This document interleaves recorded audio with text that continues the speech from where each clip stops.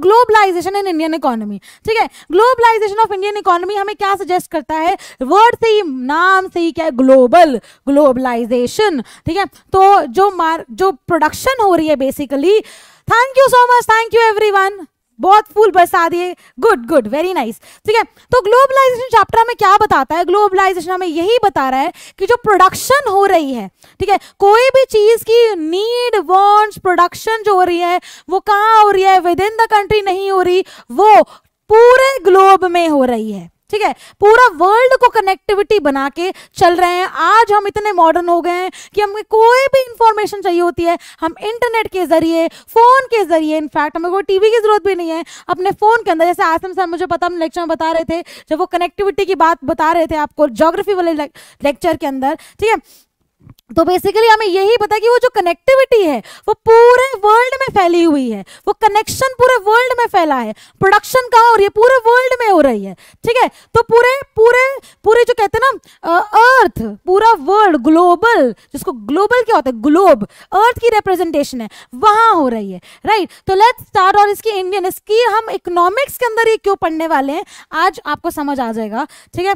आज अगर हम ये देखते हैं ये क्या डिपेक्ट हो रहा है, ये मार्केट सीन है, ठीक है, ये ग्रोसरी शॉप है, ये ग्रोसरी शॉप है, हम यहाँ पे जाते हैं, ठीक है, ग्रोसरी शॉप है, ये मार्केट है, ये मॉल्स हैं, ठीक है। तो क्या होता है बेसिकली, हम जाते हैं, हमें एक पर्टिकुलर ब्रांड की चीजें नहीं, हमें हर चीज मिलना, मतलब हर चीज, फ्रॉम कहते हैं ना कि छोटे पिन से लेके बहुत बड़ा जहाज, सब कुछ अवेलेबल है, ठीक है, सब कुछ अवेलेबल, बिकॉज हमारी मार्केट ऐसी है, ठीक है, बिकॉज हमारी मार्केट ऐसी है। अगर हम मार्केट की बात करते हैं, ठीक है, नॉर्मल मार्केट की भी बात करते हैं, वर्ल्ड मार्केट की भी बात कर लेते हैं, तो मार्केट, बेसिक वाली मार्केट की बात हो रही है। आज हम घर से बाहर मार्केट में, मम्मी कहती है चलो ये ले आओ, तो कितनी सारी चीजें अवेलेबल है, it's not only one thing. Malls में जाते हैं, सब कुछ अवेलेबल होता है, मन करता है ये भी ले ले, वो भी ले ले, है ना।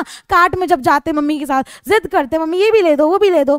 तो ये क्या शो कर रहा है, ये शो कर रहा है कि पॉपुलेशन की डिमांड के हिसाब से वो चीजें बनाई गई हैं। तो बनने को क्या बोलते हैं, प्रोडक्शन। बनने को क्या बोलते हैं, प्रोडक्ट प्रोड्यूस हुआ है, ठीक है, प्रोडक्ट क्या हुआ है, प्रोड्यूस हुआ है। तो मार्केट के अंदर हमें क्या मिलती है, मार्केट के हमें मिलती है वैरायटी, और ये वैरायटी से हमें क्या डिपिक्ट होता है, वैरायटी से हमें मिलती है चॉइस, वैरायटी से हमें मिलती है चॉइस, ठीक है। ओके, यहाँ पे प्रोडक्शन कहाँ हो रही है, अक्रॉस द कंट्री हो रही है। एक मिनट, इससे पहले ना एक स्लाइड पे लिख लेते हैं, यहाँ इसके बाद लिख लेते हैं। ओके, तो आज हम मार्केट सिचुएशन में जाते हैं।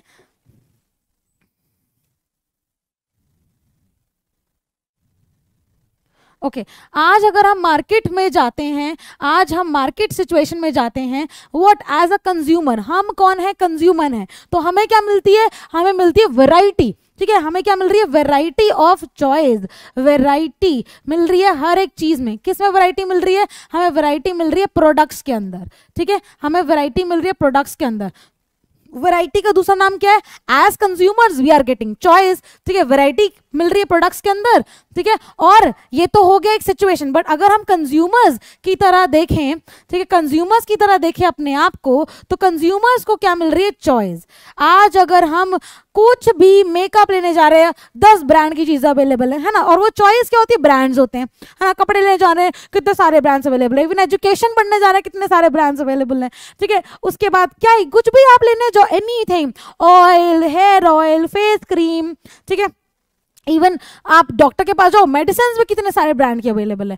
तो बेसिकली हमें क्या मिल रही है, हमें मिल रही है चॉइस, और हमें मिल रही है वैरायटी, ठीक है। और ये वैरायटी उपलब्ध कैसे हुई, मार्केट से। तो मतलब एक और चीज इससे सामने आती है, कई बार मार्केट में हम ऐसे नहीं कि हमें यहीं के प्रोडक्ट्स मिल रहे हैं, कई बार इंपोर्टेड प्रोडक्ट्स भी होते हैं, तो वो वैरायटी बनी, ठीक है। और बेसिकली कहने का मतलब ये है कि अगर हमें वैरायटी मिल रही है, ठीक है, अगर हमें चॉइस मिल रही है मार्केट में, तो ये प्रोडक्शन कहाँ हो रही है, कि विद इन कंट्री हो रही है। इतना पहले के जमाने में तो ऐसा नहीं था, है ना। जब हम पहले से, आज हमारे दादा जी से बात करते हैं या परदादा जी से बात करते हैं जिनके हैं, ठीक है, उनसे बात करते हैं, तो बेसिकली हमें इतना समझ नहीं आता, उनको नहीं पता। आज वो भी इतना ट्रांसफॉर्मेशन देखे वो भी हैरान रहते हैं कि पहले हमारे ज़माने में ऐसा कुछ नहीं था। एक ही ऑयल आता था, एक ही वो साबुन आता था, एक ही शैम्पू आता था, पर अब शैम्पू के भी लाखों वर्जन अवेलेबल है, क्योंकि लोगों की नीड्स बढ़ी हैं, क्योंकि लोगों की डिमांड्स बढ़ी हैं, क्योंकि लोगों की नीड्स और डिमांड के हिसाब से प्रोडक्शन हुई है। और ये प्रोडक्शन सिर्फ एक कंट्री के विद इन नहीं हुई है, ये प्रोडक्शन अक्रॉस द कंट्रीज हुई है।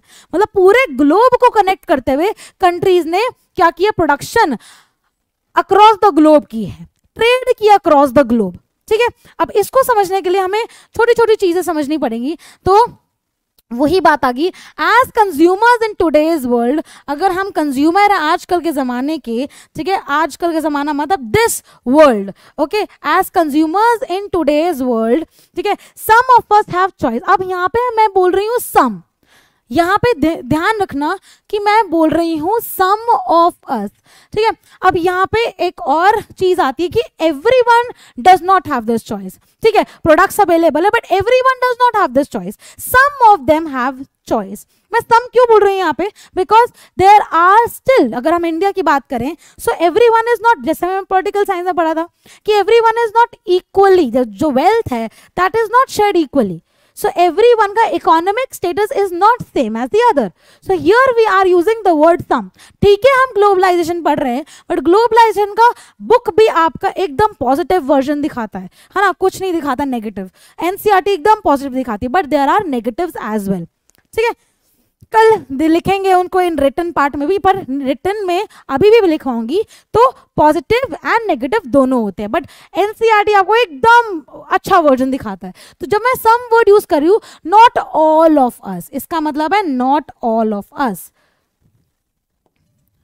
कुछ लोग जो अभी एक्चुअली में they are at the lower level, they are at the, जो हमने पॉवर्टी एज अ चैलेंज पढ़ा था क्लास 9th में, ठीक है, तो वो भी है एक reality, harsh reality of life.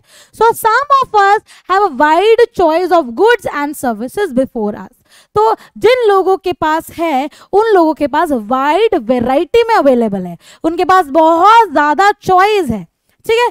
तो ये लाइन आपको जस्टिफाई करनी भी आ सकती है, ठीक है, ये लाइन आपको जस्टिफाई भी करनी आ सकती है। जो गुड्स हैं वो कहाँ प्रोड्यूस हो रहे हैं, वो ग्लोबली प्रोड्यूस हो रहे हैं, ग्लोबली मतलब कंट्रीज के अक्रॉस प्रोड्यूस हो रहे हैं, ठीक है, ऑलराइट, ठीक है। कुछ ज्यादा फास्ट तो नहीं है, आई थिंक वेरी स्लो है, अभी तो 10:40 ही हुए, ठीक है। तो एज कंज्यूमर्स तो बहुत सबके पास नहीं, कुछ कुछ के पास चॉइस है। अभी चॉइस जो है वो हर चीज से रिलेटेड है, ठीक है। ये चॉइस जिसकी मैं बात कर रही हूँ वो आपके क्लोथिंग से रिलेटेड हो सकती है, हर चीज से रिलेटेड, ठीक है, आपके रेस्टोरेंट के स्टाइल से हो सकती है, द फूड यू ईट, ठीक है, then the cafes you go, the food you eat, even health care sector के अंदर, health care, then in fact your education sector, हर जगह आप देखोगे वाइड वैरायटी। दे आर तो जस्ट एग्जाम्पल्स, ये तो बस एग्जाम्पल्स है, ठीक है, इसके अलावा भी बहुत सारी, ये तो बस एग्जाम्पल्स हैं, इसके अलावा भी बहुत सारी चॉइस अवेलेबल है। तो कहने का मतलब क्या है, चॉइस कैसे आती है, कैसे आती है, ब्रांड्स, जब हम बहुत ऐसा बोलते हैं ब्रांडेड, तो ब्रांड से चॉइस आती है, क्योंकि हर एक चीज का अलग अलग ब्रांड्स हैं। हर कोई फॉर एग्जांपल खाने वाला ऑयल है, एडिबल ऑयल, उसके भी 10 ब्रांड्स होंगे, है ना। कोई चावल है, अब तो बेसिकली आपको खुले चावल भी नहीं मिलते, हर एक ब्रांड के अंदर पैक्ड हो गए हैं सब कुछ, तो कुछ भी आप लेने जाओ आ जाते हैं, मैम ये भी ले लो वो भी ले लो। In that case we have brands of every product available, ठीक है, ठीक है, ब्रांड्स हैं हर प्रोडक्ट अवेलेबल के। और ये जो ब्रांड्स है, अब आपने कभी सोचा है, ठीक है, यहाँ पे कभी सोचा है या यू हैव थॉट कि ये जो मार्केट्स हैं, ठीक है, ये जो मार्केट्स हैं ये ट्रांसफॉर्म कैसे हुई, हाउ दे हैव ट्रांसफॉर्म्ड, ठीक है, हाउ दे हैव ट्रांसफॉर्म्ड, ठीक है, ये ट्रांसफॉर्म कैसे, क्योंकि दादा परदादा के जमाने में तो ऐसा कुछ नहीं होता था, लेकिन आजकल के जमाने में देखें, इवन अगर हमें कुछ भी करना हो, अगर हमें मतलब इंटरनेट भी हम देखें, so we have again choice, internet पे हमें एवरीथिंग इज अवेलेबल, ठीक है। तो ये ट्रांसफॉर्म कैसा हुआ, अगर हम दिमाग लगाएं ट्रांसफॉर्म कैसे हुआ, हाउ इट गॉट ट्रांसफॉर्म्ड, ठीक है, ठीक है, यही है, हाँ चलो ठीक है। How do we understand how do we understand this rapid transformation. और ये जो ट्रांसफॉर्म हुआ और बहुत ही जल्दी ट्रांसफॉर्म हो रहा है, इनफैक्ट रोजमर्रा की जिंदगी में भी ट्रांसफॉर्मेशन आ रहा है। तो ये कैसे ट्रांसफॉर्म हो रहा है, ये कैसा चेंज आ रहा है? ट्रांसफॉर्म का अदर वर्ड होता है change. How it is changing day by day, rapid, fastly कैसे चेंज हो रहा है? दो रीजन से, एक तो कुछ फैक्टर्स और अफेक्टिंग लाइफ। ये कुछ फैक्टर्स जो होते हैं जो हमारी लाइफ को अफेक्ट करते हैं। तो ये फैक्टर्स क्या हैं? सबसे पहला फैक्टर यही रहेगा कि कोई चीज अगर चेंज आ रहा है, ठीक है, हमको इतनी सारा ये बोलेंगे चॉइस मिल रही है, वैरायटी मिल रही है। एक तो नीड्स, ठीक है, ये नीड्स बढ़ रही है इसकी, ठीक है, नीड्स है हमारी, needs and demands, needs and demands बढ़ रही है हमारी। और नीड्स एंड डिमांड्स बढ़ने के बाद क्या चेंज हो रहा है? क्या एक चीज है जो हो रही है, that is production. In products की प्रोडक्शन हो रही है, ठीक है। और ये क्या कर रही है? ये कुछ फैक्टर्स हैं जो हमारी लाइफ्स को भी अफेक्ट कर रहे हैं, ठीक है। सो क्या हो रहा है? प्रोडक्शन हो रहा है। और ये प्रोडक्शन कहाँ हो रहा है? ये प्रोडक्शन हो रहा है अक्रॉस द ग्लोब। ये प्रोडक्शन कहाँ हो रहा है? अक्रॉस द ग्लोब हो रहा है, ठीक है। ये प्रोडक्शन हो रहा है अक्रॉस द ग्लोब। क्या हो रहा है? प्रोड्यूस हो रहा है, प्रोडक्शन हो रहा है, अक्रॉस द ग्लोब हो रहा है। यहां पे समझ आ गया? चलो, जैसे कि ये कि क्या हो रही है प्रोडक्शन, जो प्रोडक्ट इंडिया में बिक रहा है वो ऑस्ट्रेलिया में भी है, जो प्रोडक्ट ऑस्ट्रेलिया में वो यूरोप में भी है, वो अमेरिका में भी है। तो क्या मतलब हुआ है इसका? कि प्रोडक्शन हो रही है, कोई चीज बन रही है और वो ग्लोब के थ्रू हो रही है, मतलब कनेक्शन बन रहा है, ठीक है। और इसमें सबसे बड़ा हाथ किसका, अभी देख लेते हैं, ठीक है। सबसे बड़ा हाथ किसका है? इसमें सबसे बड़ा हाथ है, अच्छा, अब यहां पे आएगा कि स्टार्टिंग कैसे हुई इसकी, हाउ इट हैपेंड, ये हुआ कैसे, ये ट्रांसफॉर्मेशन, ये चेंज, ये कैसे आया, ये कितना ज्यादा चेंज आ गया है लाइफस्टाइल के अंदर, हमारे पहनने के स्टाइल में, कपड़े पहनने के स्टाइल में। तो ये कैसे आया, हाउ इट केम, ठीक है, how it happened. So basically जब हम 20th सेंचुरी की बात कर रहे हैं तो प्रोडक्शन सिर्फ कंट्रीज के विद इन होती थी, विद इन मतलब विद इन कंट्रीज या कंट्रीज के अंदर ही होती थी, ठीक है। ये प्रोडक्शन बाहर नहीं होती थी। ये जो प्रोडक्शन की बात हो रही है, ये प्रोडक्शन कहीं बाहर नहीं होती थी अगर हम पहले की बात करें, ठीक है।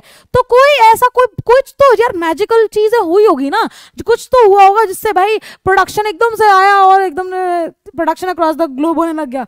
तो वो क्या चीज हुआ? ऑफ कोर्स अगर हम बात करें, हम अब सिर्फ इंडिया पे बेस्ड की बात करें तो इंडिया में क्या होता था? So what happened in India, India के अंदर कॉलोनीज सच एज इंडिया की थी। ये हम इंडिपेंडेंस से पहले की बात कर रहे हैं, जब इंडिया को इंडिपेंडेंस हासिल नहीं हुई थी, ठीक है। बिफोर प्री इंडिपेंडेंस की बात हो रही है, इंडिया की प्री इंडिपेंडेंस, इंडिया को भी इंडिपेंडेंस हासिल नहीं हो रही, ठीक है, इंडिया को भी इंडिपेंडेंस हासिल नहीं हुई, ठीक है, तब की बात चल रही है, पुराने जमाने की बात चल रही है। तब क्या हुआ था, ठीक है, एक्सपोर्ट यहां से इंडिया से बहुत सारे आप देखो कि चीजें या फिर हम बोले कि स्पाइसेस लिए के बाहर एक्सपोर्ट होता था, रॉ मटेरियल्स होते थे, फूड स्टफ होता था और इंपोर्टेड फिनिश गुड्स वापस आते थे। ठीक है, अब क्या होता था कि India rich in spices and raw materials, तो इंडिया से कुछ रॉ मटेरियल्स, कुछ स्पाइसेस यहाँ से इंडिया के बाहर, ठीक है, एक्सपोर्ट होता था। और एक्सपोर्ट हो रहा है किसी बार कंट्री में, ठीक है। अब आप देख लो कि कॉलोनी थी तो बाहर एक्सपोर्ट हो रहा है और वहां से कुछ फिनिश प्रोडक्ट बन के आ रहा है, ठीक है। तो यहाँ पे इंपोर्ट एक्सपोर्ट हुआ। इंपोर्ट मतलब कोई बाहर का देश आपकी नेटिव कंट्री में सामान दे रहा है, ठीक है, ट्रेड के थ्रू होता है ना ये इंपोर्ट एंड एक्सपोर्ट, क्या है, ट्रेड है। और यहाँ से आपकी नेटिव कंट्री से अगर आप कुछ सामान भेज रहे हो बाहर, दैट इज एक्सपोर्ट, ठीक है। तो ये इंपोर्ट एंड एक्सपोर्ट क्या होता है, ये इंपोर्ट एंड एक्सपोर्ट होता है ट्रेड, ठीक है, ये होता है ट्रेड। लेकिन हम बार बार ये पूछ रहे हैं ना कि कुछ तो ऐसा हुआ है, वो कुछ क्या है, वो कुछ होती है हमारी, ठीक है। अब तुम देख लो कि ट्रेड में बेसिकली हमने क्या पढ़ा, इंपोर्ट एंड एक्सपोर्ट, ठीक है।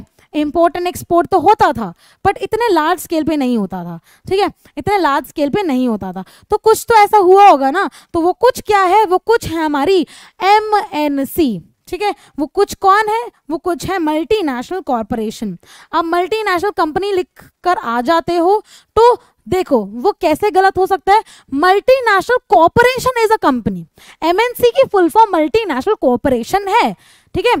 तो या मल्टीनेशनल मल्टीनेशनल, ठीक है, we will say corporation, multinational corporation, ये टोटल कॉरपोरेशन, ठीक है, मल्टीनेशनल कॉरपोरेशन एक कंपनी है, इनके जरिए क्या हुआ, ठीक है, कॉरपोरेशन, वी विल से, हमें अज्यूम करते हैं कि ये बहुत ज्यादा एक तो दिमागी है और बहुत ज्यादा रिच है।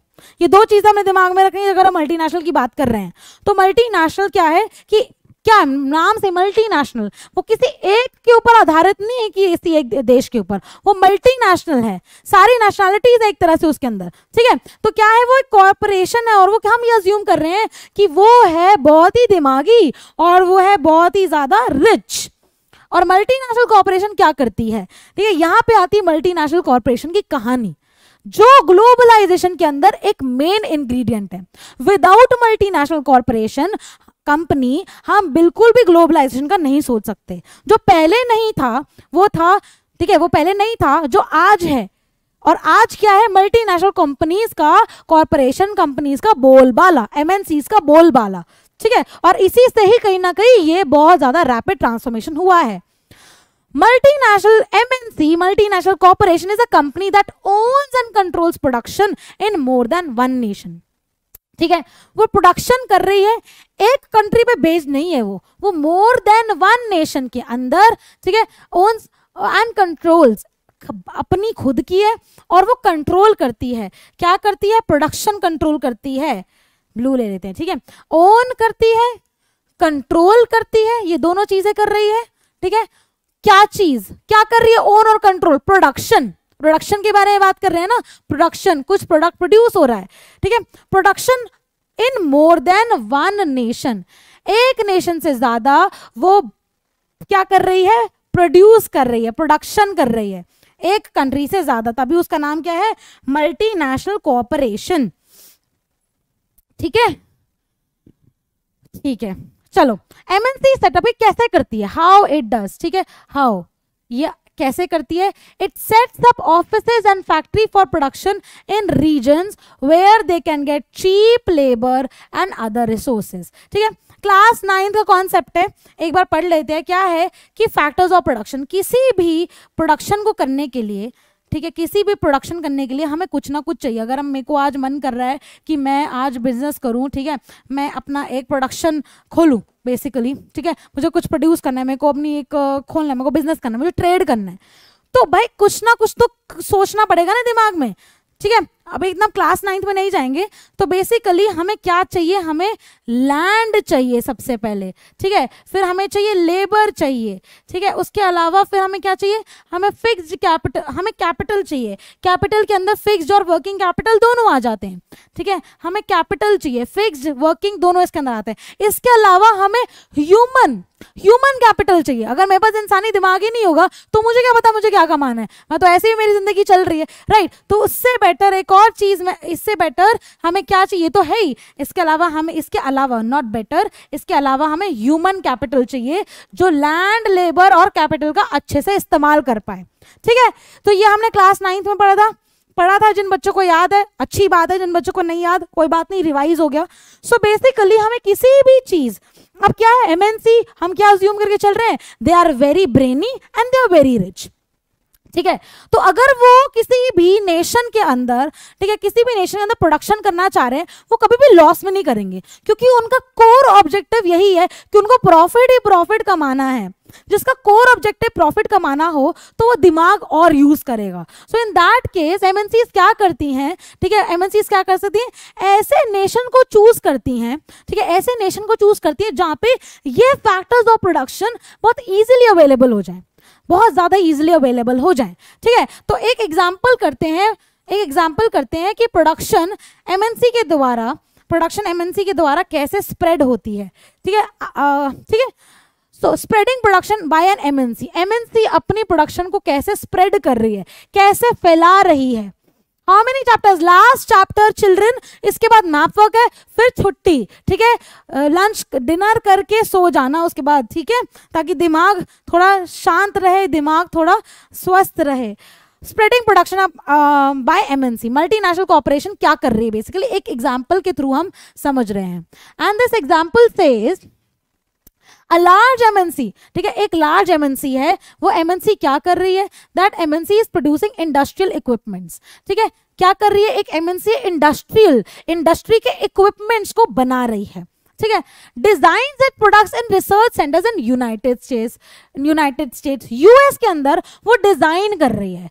इस चैप्टर के बाद आपका मैप वर्क है, ठीक है, तो डिजाइन एंड प्रोडक्ट्स अपना रिसर्च सेंटर के अंदर वो यूएस के अंदर उसको डिजाइन कर रही है, किसको, इंडस्ट्रियल इक्विपमेंट्स को, ठीक है, फिर क्या कर रही है, उसके कंपोनेंट्स को मैन्युफैक्चर करवा रही है चाइना के अंदर, ठीक है, डिजाइन कर रही है क्योंकि डिजाइनिंग अच्छी हो जाती है यूएस के अंदर, मैन्युफैक्चरिंग अच्छी हो जाती है चाइना के अंदर, तो सेम चीज इंडस्ट्रियल इक्विपमेंट वो यूनाइटेड स्टेट्स के अंदर डिजाइन करा रही है, मैन्युफैक्चर करा रही है चाइना में, ठीक है, these are shift to Mexico में लेके जा रहे हैं उसके बाद, and eastern Europe where the products are assembled. फिर असेंबल्ड क्या होते हैं कि जो सारे प्रोडक्ट्स है उसको जुड़वा रहे हैं वो, ठीक है, मैन्युफैक्चर हो गए, मैन्युफैक्चरिंग होगी, अब सारे प्रोडक्ट्स को असेंबल करा रहे हैं, इक्विपमेंट्स है ना, तो सबको असेंबल करा रहे हैं मैक्सिको में और यूरोप के अंदर, ठीक है, ईस्टर्न यूरोप के अंदर, और फिनिश प्रोडक्ट सोल्ड हो रहे हैं ऑल ओवर द वर्ल्ड, पूरी दुनिया में बिक रहा है।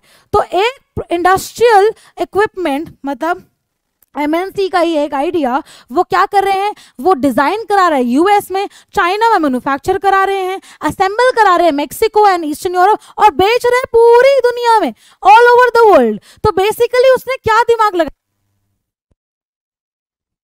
उसने वहां पे अपना अपना प्रोडक्ट लगवाया, ठीक है, कहीं जगह उसकी मैन्युफैक्चरिंग सस्ती हो रही है, कहीं जगह उसके प्रोडक्ट्स असेंबल हो रहे हैं, सस्ते हो रहे हैं, कहीं जगह उसके क्या हो रहे हैं, डिजाइनिंग सस्ती हो रही है। तो मीनवाइल द और पूरा का पूरा जो कस्टमर केयर है, जो रात को अगर कोई भी दिक्कत आ जाए, इसका पूरा कस्टमर वो इंडिया में संभाल के बैठे हैं, बिकॉज इन इंडिया, हाँ इन इंडिया के अंदर, ठीक है सब ठीक है,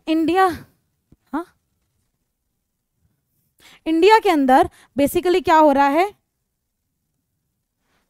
एक मिनट बच्चों, ठीक है, तो इंडिया के अंदर क्या हो रहा है, उसका कॉल सेंटर है, इंडिया के अंदर क्या है, उसका कॉल सेंटर है। तो जैसे कि कभी कस्टमर केयर होता है, प्रॉब्लम आ रही है क्योंकि अब पूरे वर्ल्ड के टाइम जोन तो अलग है ना, तो इंडिया के अंदर भी नाइट शिफ्ट, जो ऐसे लोग बोलते हैं नाइट शिफ्ट है मेरी, so they are working for the other company जो बाहर देश की है, ठीक है, एक मिनट ये हो जाए पहले, ठीक है। तो मीनवाइल इनका कॉल सेंटर कहाँ है, इनका कॉल सेंटर है कहाँ पे, कॉल सेंटर है इंडिया में, और इंडिया के अंदर भी बहुत सारे कॉल सेंटर्स होते हैं। तो मैं कोई एमएनसी का नाम बताए, एमएनसी के नाम ही बता दो तब तक जब तक ये लोडिंग हो रही है, ओछा होगी, ओके फिर भी बता दो, नो वरीज बता दो।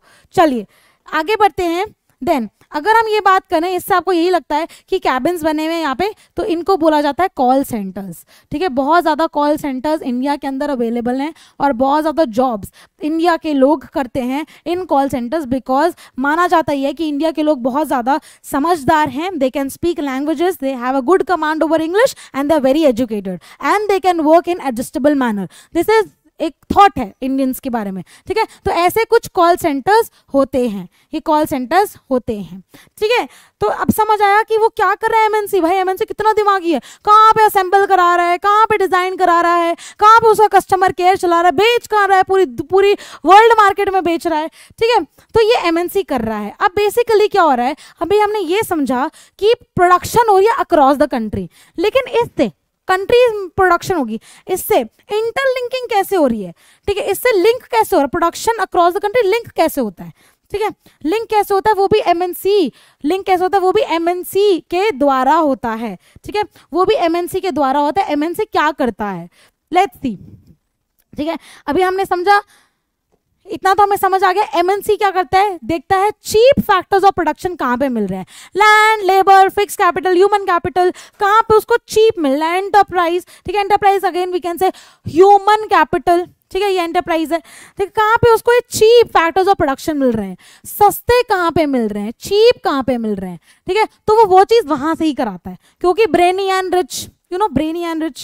So in that case MNC set up production, पहला पॉइंट है, एंड ये सारे जो पॉइंट्स लिखे हुए हैं यहाँ पे, इसी से कल आपके आंसर्स बनेंगे। तो यही जो कॉन्सेप्ट्स हैं, ऐसे नहीं कि पूरी की पूरी बुक उठा के समझा रहे, इट्स लाइक जो मेजर कॉन्सेप्ट है जो पेपर में आएंगे, ठीक है, वो है बोर्ड पे, और ध्यान दे दोगे तो बहुत अच्छा हो जाएगा, ध्यान नहीं दोगे तो फिर भी देखो अच्छा हो सकता है तो अच्छी बात है। ठीक है,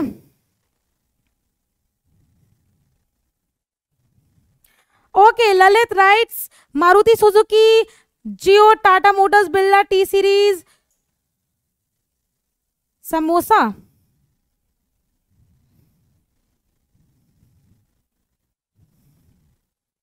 बहुत बढ़िया, चलो। और सच में कुछ बच्चे तो एक्चुअली में पढ़ रहे हैं, and I appreciate you all, I am so thankful for so many students. So actually में बच्चे पढ़ रहे हैं, सो अच्छा लगता है देख के कि मतलब जो पढ़ा रहे हैं वो पढ़ रहे हो। ठीक है, अच्छी बात है। सो एमएनसी क्या करती है, सेटअप करती है अपना प्रोडक्शन वेयर, एमएनसी क्या करती है, सेटअप करती है production where it is close to the markets, market से क्लोज हो ताकि वो अच्छा सा बिक जाए। ठीक है, सेल हो जाए और उस सेलिंग से उसको प्रॉफिट आ जाए। जैसे मैंने कहा था कि सोल कहते हैं ना, सोल रीजन या सोल ऑब्जेक्टिव प्रॉफिट ही होता है। So in that case where there is skilled and unskilled labour, जैसे कि factors of production, skilled labour हो, अनस्किल्ड लेबर हो, available at low cost, low cost पे स्किल्ड अनस्किल्ड लेबर मिल जाए, किसी भी देश में मिल जाए, एमएनसी अपना सेटअप निकाल देगी। And where the availability of other factors of production is also assured, कि मिलेंगे मिलेंगे भाई, पक्का मिलेंगे, कि प्रोडक्शन ऑफ अदर फैक्टर्स भी अश्योर्ड है, मतलब पक्की बात है कि मिलेंगी मिलेंगी। और अगर वो सस्ती चीजें बना के पूरे वर्ल्ड मार्केट में बेच रही है, उसका डिफरेंस क्या है, उसकी इनकम है। जैसे मैंने बोला कि ऑब्जेक्टिव क्या है, increasing money. Very good Ravan Gautam, ठीक है, बहुत अच्छी बात है, लिख रहे हो। तो प्रॉब्लम मतलब एक तरह से ऑब्जेक्टिव यही है कि वो प्रॉफिट ही अर्न करना चाह रहे हैं।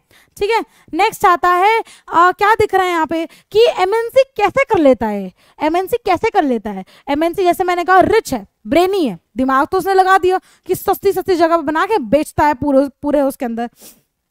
कैसे करता है, अपना मनी इन्वेस्ट करके, अपना मनी इन्वेस्ट करके। ठीक है, वो क्या करता है, फॉरेन कंट्रीज में इन्वेस्टमेंट करता है। जब एमएनसी फॉरेन कंट्रीज में इन्वेस्ट करता है उसको बोला जाता है फॉरेन इन्वेस्टमेंट। ठीक है, वो इन्वेस्ट करके क्या कर रहा है, वो इन्वेस्ट करके छोटी छोटी कंपनीज को पैसा देता है। ठीक है, छोटी छोटी कंपनीज को पैसा देने से क्या होता है, एक तो वो रेडी हो जाते हैं, ठीक है, काम करने में।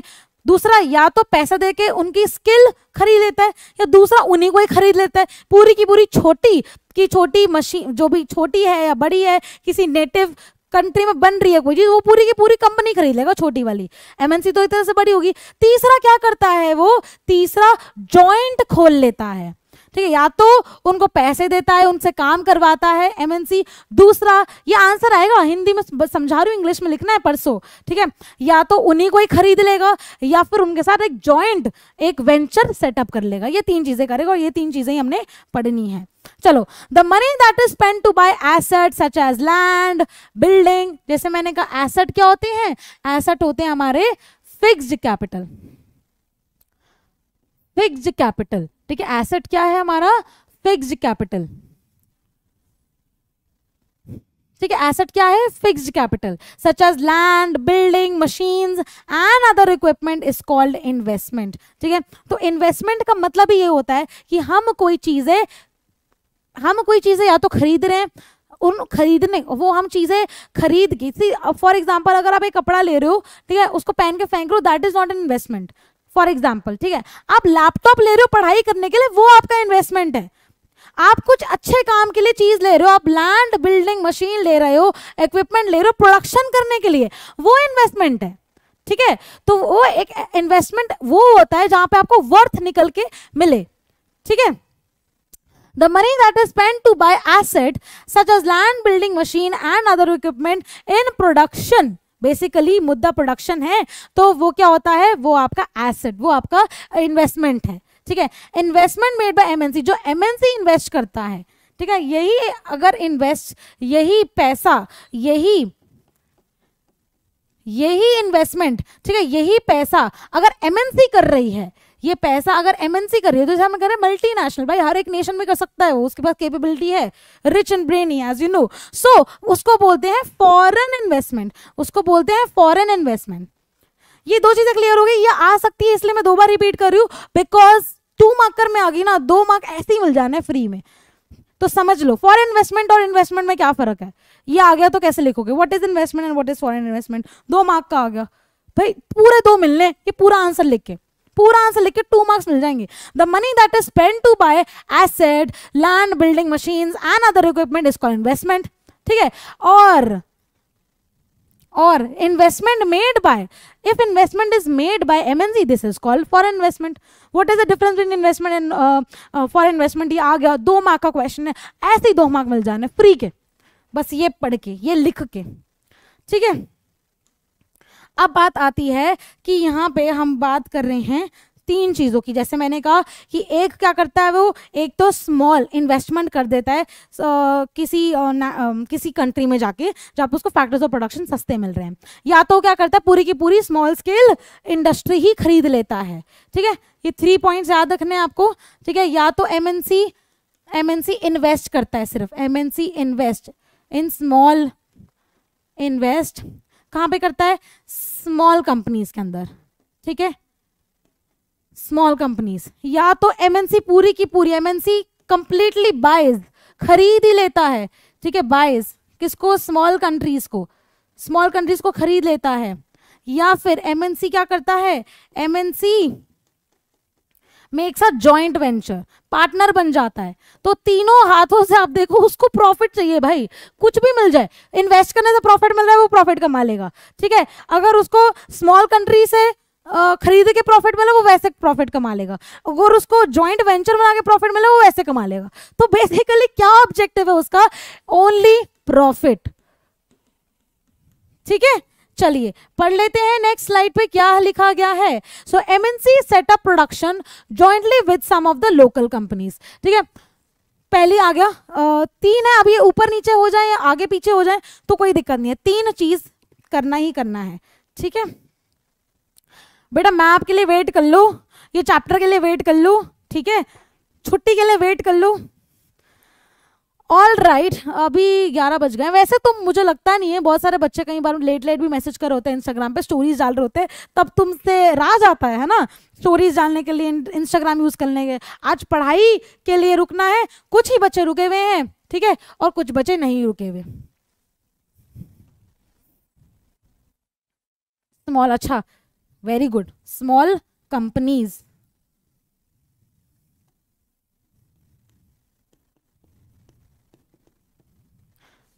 ठीक है, वहां तो ठीक लिखा है स्मॉल कंपनीज। चलिए बढ़िया, बहुत बढ़िया।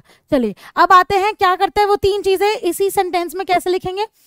MNC set up production jointly with some of the local companies of these countries, ठीक है। जिस कंट्री में वो इन्वेस्ट कर रहा है, जिस कंट्री में वो पैसे इन्वेस्ट कर रहा है, फिक्स्ड कैपिटल खरीद के दे रहा है, फॉरेन इन्वेस्टमेंट हो रही है, तो वो क्या कर लेता है, उसके साथ जॉइंटली क्या कर लेता है, प्रोडक्शन को खोल लेता है, ठीक है। क्या होता है इससे, क्या होता है इससे, इंपॉर्टेंट है, ठीक है। The benefit to the local company, अब यहाँ पे क्वेश्चन आ जाएगा, what is the benefit to the local company. पहला पॉइंट यहां से क्लियर करेंगे कि अगर एमएनसी किसी लोकल कंपनी के अंदर, अगर एमएनसी किसी लोकल कंपनी के अंदर इन्वेस्ट करता है, जो उसको हम फॉरेन इन्वेस्टमेंट बोल देते हैं, ठीक है, उसको लोकल कंपनी को क्या फायदा होने वाला है। लोकल कंपनी को एक तो पैसा मिल जाता है, ठीक है। सबसे पहले the benefit to the local company of such joint venture या जॉइंट प्रोडक्शन इज 2-fold, मतलब दो फोल्ड, मतलब 2 प्रॉफिट है। First, MNC can provide money for additional investment, ठीक है, तो एमएनसी सबसे पहले पैसा प्रोवाइड कर देती है। दूसरा, ठीक है, पहला क्या प्रोवाइड कर रहा है एमएनसी जैसे मैंने कहा इन्वेस्ट कर रहा है, तो इन्वेस्ट मतलब इट प्रोवाइड्स मनी, ठीक है, आपको मनी दिया जा रहा है। फिर MNC might bring with them the latest technology, ठीक है, क्योंकि एमएनसी को हम कह रहे हैं रिच बोल रहे हैं, है ना, तो लेटेस्ट टेक्नोलॉजी लेके आ रहा है। तो लेटेस्ट टेक्नोलॉजी से क्या होगा, जहाँ पे वो बंदों से, जहाँ पे अगर हम छोटे किसी देश की बात करें जहाँ पे वो बंदों से अपना काम करा रहा है, तो एमएनसी लेटेस्ट टेक्नोलॉजी लाके वो बंदे हटा के, जहाँ पे 4 लोग, जहाँ पे एक्चुअली 50 लोग काम करते हैं, वो 4-5 लोगों से करवा रहे हैं, तो मशीन्स लाके, वो ऐसी से लेटेस्ट टेक्नोलॉजी लाके वो मशीन्स के द्वारा क्या करता है, प्रोडक्शन स्टार्ट करता है। क्योंकि माइंड में क्या है, माइंड में प्रोडक्शन है, प्रोडक्शन से प्रॉफिट कमाना है, तो ये अपनाता है। और ये क्वेश्चन भी आ सकता है, what is the two fold benefit to the local companies? This is the two fold benefit. ठीक है, चलिए एग्जाम्पल क्या है? एग्जाम्पल यही है, एक अमेरिकन कंपनी थी, ठीक है, और आ सकता है राइट विद एग्जाम्पल। ठीक है, एग्जाम्पल यही है कि एक अमेरिकन कंपनी थी, फूड कंपनी थी, जिसको हम कारगिल बोलते हैं। ठीक है, कारगिल कंपनी एक एमएनसी थी, ठीक है, मल्टीनेशनल कॉर्पोरेशन। ठीक है, इसने देखा कि इंडिया के अंदर पारक फूड भाई बहुत ज्यादा नामी है और बहुत ज्यादा अच्छा काम कर रही है ऑलरेडी, तो उसने कहा कि इसको खरीद लिया। ठीक है, अब ये पारक फूड जो है वो इसके अंडर आ गई। अब जो पारक फूड है वो इसके अंडर आ गई, तो कहने का मतलब क्या है कि उसने क्या दिया होगा पारक फूड को? पारक फूड्स को उसने एक तो इन्वेस्टमेंट दिया, ठीक है, और लेटेस्ट टेक्नोलॉजी दी। तो आज यहाँ पे बेसिकली इसका फूड्स, बहुत सारे फूड्स अवेलेबल। तो पहले सिर्फ एडिबल ऑयल बिकता था, रिफाइंड ऑयल जैसा होता है ना, रिफाइंड तलते हैं जिसमें खाना खाते हैं वो। तो क्या दिया होगा? सबसे पहले इन्वेस्टमेंट किया होगा। ठीक है, इन्वेस्टमेंट के साथ ऑफ कोर्स मनी, बड़ी सारी चीजें, एसेट्स प्रोवाइड कर दी होगे और लेटेस्ट टेक्नोलॉजी प्रोवाइड कर दी। अब जब लेटेस्ट टेक्नोलॉजी प्रोवाइड कर दी तो बेसिकली अब वो 5 million products, 5 million pouches every day produce कर रहा है। ये तो पुराना आंकड़ा है, आज नया आंकड़ा भी आ सकता है, बेटा एग्जाम्पल है।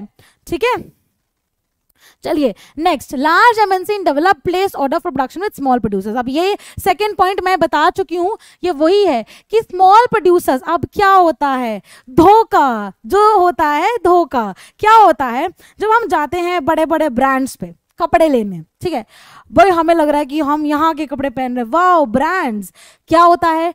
बड़े बड़े एमएनसीज जो ब्रांड्स होते हैं, ठीक है, क्या करता है? ये लोकल प्रोड्यूसर से काम कराता है, ये लोकल प्रोड्यूसर से माल बनवाता है, गुड्स बनवाता है, और उसके ऊपर अपना ब्रांड का नेम छपवा देता है, अपना ब्रांड टैग लगा देता है। अपना जो क्लोथ के ऊपर टैग होता है वो पर्टिकुलर किसी ब्रांड का होता है, अपने ब्रांड का। तो क्या हो रहा है? धोखा किसके साथ हो रहा है? कंज्यूमर्स के साथ। अब वो बना तो रहा है 10 रुपए की चीज और बेच रहा है 1000 रुपए में, तो ये प्रॉफिट किसका हुआ? एमएनसी का, है ना। तो एमएनसी क्या मांग रहा है? Only and only profit. तो प्रॉफिट कैसे मिल रहा है एमएनसी को? वो क्या करता है? लोकल प्रोड्यूसर से या फिर स्मॉल प्रोड्यूसर से, ठीक है, क्या करवाता है? प्रोडक्शन करवाता है, ऑर्डर्स प्लेस करवाता है और अपने ब्रांड टैग के नाम पे बेचता है, सस्ता बनवाता है। ये तो हमें पता ही है, फिर भी हम क्या है, हमें ब्रांड ही लेना है। हमें पता भी होगा ना कि वो कहां पे भी बन रहा है किसी भी देश में, बट तब भी हम ब्रांड ब्रांड ब्रांड करेंगे। ठीक है, तो तब भी हम क्या करेंगे? Brand brand brand. Because reason यही रहता है कि वो क्या कर रहा है? वो लोकल कंपनीज के साथ, वो लोकल कंपनीज के काम करवा रहा है और अपने ब्रांड टैग, इनको इनका फेयर शेयर जरूर देता होगा, स्मॉल प्रोड्यूसर्स को उनका फेयर शेयर भी मिलता होगा, बट वो बेच कितने हाई स्केल पे रहा है। एंड इन कहाँ बेच रहा है? वर्ल्ड मार्केट में, ऑल ओवर द वर्ल्ड बेच रहा है। ठीक है, और ये धोखा होता है कंज्यूमर्स के लिए। चलिए लास्ट पार्ट करते हैं इसी का ही, ठीक है, इसके बाद हमारा पार्ट पूरा का पूरा चेंज हो जाएगा। ठीक है, नेक्स्ट आ जाएगा। चलिए लास्ट पार्ट यही है, large MNCs in developed countries place orders for production with small producers. ये हो गया हमारा। ठीक है, लास्ट चीज जो बची है वो क्या है? Joint ventures, partnership. ये 3 चीजें आएंगी बेटा, 3 मार्कर में भी आ सकती हैं, आई थिंक आपका 4 मार्कर में भी आ सकती है। ये बड़ा हाई फाई क्वेश्चन है कि एमएनसीज कैसे वर्क करती हैं विद द स्मॉल, या कैसे इंटरलिंक करती है। इसका जो वो है total interlinking production across countries की इंटरलिंक कैसे करती है, ठीक है, ये बताना है। चलिए आगे बढ़ते हैं। बाय सेटिंग अप, ये तीसरा पार्ट है कि क्या करती है तीसरी चीज? बाय सेटिंग अप पार्टनरशिप्स या joint ventures with the local companies by using local companies for supply. अब क्या कर रही है? यहाँ पे वो पार्टनरशिप कर रही है। काम एक तो उन्होंने खरीद लिया, पहले जैसे पारक फूड को खरीद लिया, दूसरा कि स्मॉल प्रोड्यूसर से काम करा कि अपने ब्रांड टैग के नाम पे बेच दिया। अब कोई ऐसी कंपनी यहाँ पे और तेज है, जितने ब्रेनी एमएनसी उतनी ब्रेनी कोई और कंपनी है, तो क्या करेगी? वो उसके साथ जॉइंट वेंचर कर लेगी कि प्रॉफिट उसको भी हो और एमएनसी को भी हो। ठीक है, चलो bye setting up partnership with local companies by using local company, सारा काम लोकल कंपनीज करिए, सप्लाई वो कर रही है। ठीक है, compete by closely competing with the local companies. छोटी छोटी लोकल कंपनीज आपस में ही कंपीट कर रही हैं। ठीक है, बट यहाँ पे क्या जुड़ जाता है? एक एमएनसी का नाम। ठीक है, चलो MNC are exerting an strong influence on production, ठीक है, दीज डिस्टेंट लोकेशन, बेसिकली जब एमएनसी का नाम जुड़ जाता है कि नाउ वी आर दिस, तो एक होता है कि ओ तो ये इन्होंने जॉइंट वेंचर खोले, तो बेसिकली क्या होता है यहाँ पे एक ब्रांड टैग के नाम जुड़ने से, एक एमएनसी के नाम पे जुड़ने से एक कंपटीशन हैवी हो जाता है, ठीक है। एक कंपटीशन जो लोकल कंपटीशन था वो लोकल कर रहे थे आपस में कंपनी, ठीक है। अब एक कोलैबोरेशन, वेरी गुड, संभावना भामरे, ठीक है, वेरी गुड, कोलैबोरेशन कर लेता है, जॉइंट वेंचर कर लेता है, पार्टनरशिप कर लेता है, तो उससे उसका नाम या वो स्ट्रॉन्ग इन्फ्लुएंस कर पाता है, ठीक है। चलिए लास्ट पार्ट तो नहीं है खैर ये, चलिए ठीक है। तो यहाँ पे क्या दिखा रहे हैं हम, स्ट्रॉन्ग इन्फ्लुएंस दिखा रहे हैं उसका, वो क्या असर्ट करता है, strong influence, MNC strong influence assert करता है, असर्ट स्ट्रॉन्ग इन्फ्लुएंस, ठीक है। चलिए नेक्स्ट पार्ट पे आते हैं, foreign trade and integration of market, कि फॉरेन ट्रेड और इंटीग्रेशन ऑफ मार्केट कैसे होती है। बहुत ही इजी है, फॉरेन ट्रेड और इंटीग्रेशन मार्केट कैसे हो रही है, एमएनसी ही करे, क्रिस्टल क्लियर लिख रहे हैं माही राठौड़, वेरी गुड, ठीक है। तो कैसे हो रही है, सबसे पहले हमने ये देखना है कि सबसे पहले हमें ये तो समझ आ गया कि प्रोडक्शन इंटरलिंक हो गई है, ठीक है। नो ब्रेक, सही बात है, फास्ट पढ़ा लेते हैं, खत्म हो जाएगा इन अदर, कर लेंगे खत्म, अभी है हमारे पास 40-50 मिनट, ठीक है। चलो इससे हम देखते हैं कि क्या हो रहा है, ठीक है। ये ऐसा कुछ कनेक्शंस आते हैं जब ग्लोबली ट्रेड होता है, ठीक है, ट्रेड हो रहा है, हाउ ग्लोबली, ठीक है, ग्लोबली ट्रेड हो रहा है। चलिए आगे बढ़े, ठीक है। So foreign trade creates an opportunity for the producers to reach beyond the domestic market, ठीक है। अब कोई छोटा प्रोड्यूसर है, ठीक है, कोई छोटा प्रोड्यूसर है, वो प्रोड्यूस कर रहा है, ठीक है, और वो बढ़ना चाहता है, वो उड़ना चाहता है, वो गिरना चाहता है, वो संभलना भी चाहता है, और वो वापस भी आना चाहता है, ठीक है। तो वो क्या करेगा, बेसिकली उसको अपग्रेड, अपने डोमेस्टिक में तो कर रहा है, वो अपग्रेड मांगता है, तो वो क्या करेगा, बेसिकली वो उसके लिए एक अपॉर्चुनिटी क्रिएट होती है एमएनसी के आने से, एमएनसी तो है सारा, ठीक है, एमएनसी के आने से एक अपॉर्चुनिटी क्रिएट होती है कि जो वो अपने मार्केट में बेच रहा था, वो कल, जो आज तक वो अपनी मार्केट में बेच रहा था, वो कल किसी और मार्केट में भी बेचेगा। वो आज सिर्फ एक डोमेस्टिक मार्केट तक सीमित था, जस्ट बिकॉज एमएनसी का एक हाथ रखने से सिर पे कहते हैं ना ब्लेसिंग मिल गई, वो आज अपग्रेड होके वो कंपीट कर रहा है वर्ल्ड मार्केट में, ठीक है। समझ आया, एमएनसी क्या करता है, अपॉर्चुनिटीज क्रिएट करता है वर्ल्ड मार्केट के अंदर, वर्ल्ड मार्केट के अंदर अपॉर्चुनिटीज क्रिएट करता है, ठीक है। ऑल राइट, चलो ठीक है। Market of their own countries, एक बार रीड कर लेते हैं। फॉरेन ट्रेड, अब जो ट्रेड हो रहा है, फॉरेन हो रहा है, ग्लोबली हो रहा है, ठीक है, वो क्रिएट करता है opportunity for the producers to reach beyond domestic, वो डोमेस्टिक तक सीमित नहीं रहते, अब वो अपनी अपॉर्चुनिटीज, अब वो अपनी खुद की मार्केट बनाता है वर्ल्ड में, ठीक है। चलो आगे बढ़ते हैं, फॉरेन ट्रेड से क्या बेनिफिट, अब ये फॉरेन ट्रेड की तारीफें हो रही हैं, तो फॉरेन ट्रेड पे भी आ सकता है व्हाट इज फॉरेन ट्रेड, ठीक है, या फिर फॉरेन ट्रेड के क्या बेनिफिट्स हैं, तो ये सारे फॉरेन ट्रेड के बेनिफिट्स कर रहे हैं हम। Foreign trade thus results in connecting the markets और integration of markets in different countries, बात ही खत्म। क्या कर रहा है फॉरेन ट्रेड, इंटीग्रेट कर रहा है, लिंक कर रहा है, दो चीजें करनी है बस, इंटीग्रेट कर रहा है, ठीक है, किसको, मार्केट को, ट्रेड को, ठीक है, इंटीग्रेट मतलब साथ में लेकर आना, ठीक है, और क्या कर रहा है, कनेक्ट कर रहा है, लिंक कर रहा है, बस, ठीक है, कनेक्टिंग, लिंकिंग फॉरेन ट्रेड से यही होता है, ठीक है। अब आपके बहुत टाइम बाद बुक के अंदर भी आती है ग्लोबलाइजेशन, तो globalization is a process in which rapid integration is interconnection between countries happen, that's it, ठीक है, ओके। चलो ग्लोबलाइजेशन के अंदर भी कुछ कुछ चीजें हैं जो हम पढ़ेंगे। चलो अब क्या होता है, यहाँ पे जब हम एक एमएनसी की बात नहीं कर रहे हैं, यहाँ पे बहुत सारी एमएनसीज होती हैं, और जब बहुत सारी एमएनसीज, हाँ तेज पढ़ रही हूँ, जब बहुत ज्यादा एमएनसीज बार बार ट्रेड करती, बार बार एज इन जब फॉरेन ट्रेड करती हैं एमएनसीज, तो बहुत सारी अपॉर्चुनिटीज क्रिएट होती है बहुत सारे लोगों के लिए, ठीक है। चलिए नेक्स्ट, अब ग्लोबलाइजेशन के अंदर यही पढ़ना है, और इसके कुछ फैक्टर्स होते हैं, ठीक है, कुछ फैक्टर्स होते हैं, और वो फैक्टर्स क्या होता है, सबसे पहला तो होता है हमारा इंटरनेट, ठीक है, अब वो धीरे धीरे आएगा, लेट्स सी, मैंने पहले ही बता दिया. So more and more MNCs have been looking for locations around the world with which would be cheap for their production. Foreign investment by MNCs in these countries are rising. तो ये क्या हो रही है, ये अपॉर्चुनिटीज राइज हो रही हैं. ठीक है, यहाँ पे एक मुद्दा यही है बताने का कि जितनी MNCs आ रही है, एक MNC नहीं है, तो उससे अपॉर्चुनिटीज क्या होती हैं, राइज होती हैं. तो यहाँ पे आपके बुक के अंदर NCERT में सब कुछ अच्छा अच्छा बताया. ठीक है, बहुत अच्छा अच्छा बताया. So at the same time foreign trade between countries has been rising rapidly. Rapidly means it has been rising at a fast speed. बहुत ज्यादा राइज हो रही है कि because there is no one, एक नहीं है, एक MNC नहीं है, सो मेनी MNCs, राइट. चलिए, अब large part of the foreign trade is also control by MNCs. मैं यही बोल रही हूँ कि MNC ही सब कंट्रोल करती है, ओन्स एंड कंट्रोल्स. ठीक है, MNC क्या करती है, ओन्स एंड कंट्रोल्स. ठीक है, तो अब आ जाते हैं, अब इसके बाद हम फैक्टर्स ही करेंगे. ठीक है, besides movement of good services invest, क्या क्या, देखो जब हमने ज्योग्राफी आपको पढ़ाया जा रहा था, ठीक है, तो यही सब डिस्कस हुआ था, इसको रिपीट ही करना है और ये भी हम ग्लोबलाइजेशन के ऐसा प्रोसेस में लिख सकते हैं.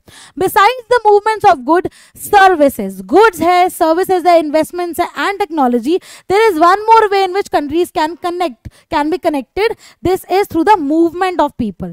ठीक है, अगर लोग मूव कर रहे हैं, मूवमेंट के थ्रू भी, अभी हम कह रहे हैं कि अगर हम कनेक्ट कर रहे हैं तो अभी हम लोग ग्लोबलाइजेशन, तो कनेक्शन कैसे बनता है, कनेक्शन बनता है कि अगर एक कंट्री से दूसरा कंट्री में कोई इंसान जाए, ठीक है, और वो हो सकता है पढ़ाई की अपॉर्चुनिटी से जा रहा हो सकता है कि वो ट्रेड करने जा रहा हो, किसी भी अपॉर्चुनिटी से वो जा रहा हो, वो एक तरह से कनेक्शन बना रहा है दो कंट्रीज के बीच में. ठीक है, अब वो बेटर इनकम की उसमें जा रहा है, बेटर जॉब की उसमें जा रहा है, या बेटर एजुकेशन. ठीक है, अगर कोई भी बंदा मूवमेंट कर रहा है अपने देश से दूसरे देश के में जाने के लिए, इनकम इंक्रीज करने के लिए, या फिर हम बोल सकते हैं, ठीक है, बेटर जॉब के लिए, अपनी जॉब को चेंज करने के लिए, या फिर वो सिर्फ पढ़ने क्यों नहीं जा रहा है, ठीक है, एजुकेशन रिसीव करने जा रहा है, तो यहाँ भी क्या होता है, कनेक्शन बनता है. कनेक्शन सिर्फ ट्रेड से नहीं बनता, कनेक्शन, ये क्वेश्चन आ सकता है कि how globalization effect not only with the MNCs, मतलब MNCs क्यों, यस, कि MNCs क्यों नहीं, सिर्फ MNCs ही क्यों करती हैं कनेक्ट, कोई और भी चीज करती है. It is the movement of people. ठीक है, it is the movement of people that connects the countries. ठीक है, it is the movement of people that connects the country. बहुत सारे बच्चे लिख रहे हैं ब्रेक, और मुझे समझ नहीं आ रहा कि ब्रेक क्यों चाहिए. ठीक है, चलो अब बात करते हैं एक और चीज की जिसको बोलते हैं liberalization of foreign trade and foreign investment. तो जो लिबरलाइजेशन की हम बात करते हैं, ठीक है, वो पॉजिटिव और नेगेटिव दोनों होता है. ठीक है, यहाँ पे फैक्टर्स कर लेते हैं पहले, फिर लिबरलाइजेशन करेंगे. ठीक है, फैक्टर्स कर लेते हैं. ऐसे कौन से फैक्टर्स हैं, ठीक है, ऐसे कौन से फैक्टर्स हैं जो अनेबल करते हैं. फैक्टर्स बहुत सारे हैं. जो मेजर फैक्टर है वो आपका इंटरनेट है, इंफॉर्मेशन टेक्नोलॉजी. ठीक है, और यही आपने लिखना है पेपर में, इससे ही ज्यादा मार्क्स आने वाले हैं. ठीक है, फैक्टर्स क्या है, बहुत सारे हैं, बट जो मेजर फैक्टर है वो क्या है, इंटरनेट. ठीक है, फास्ट करो.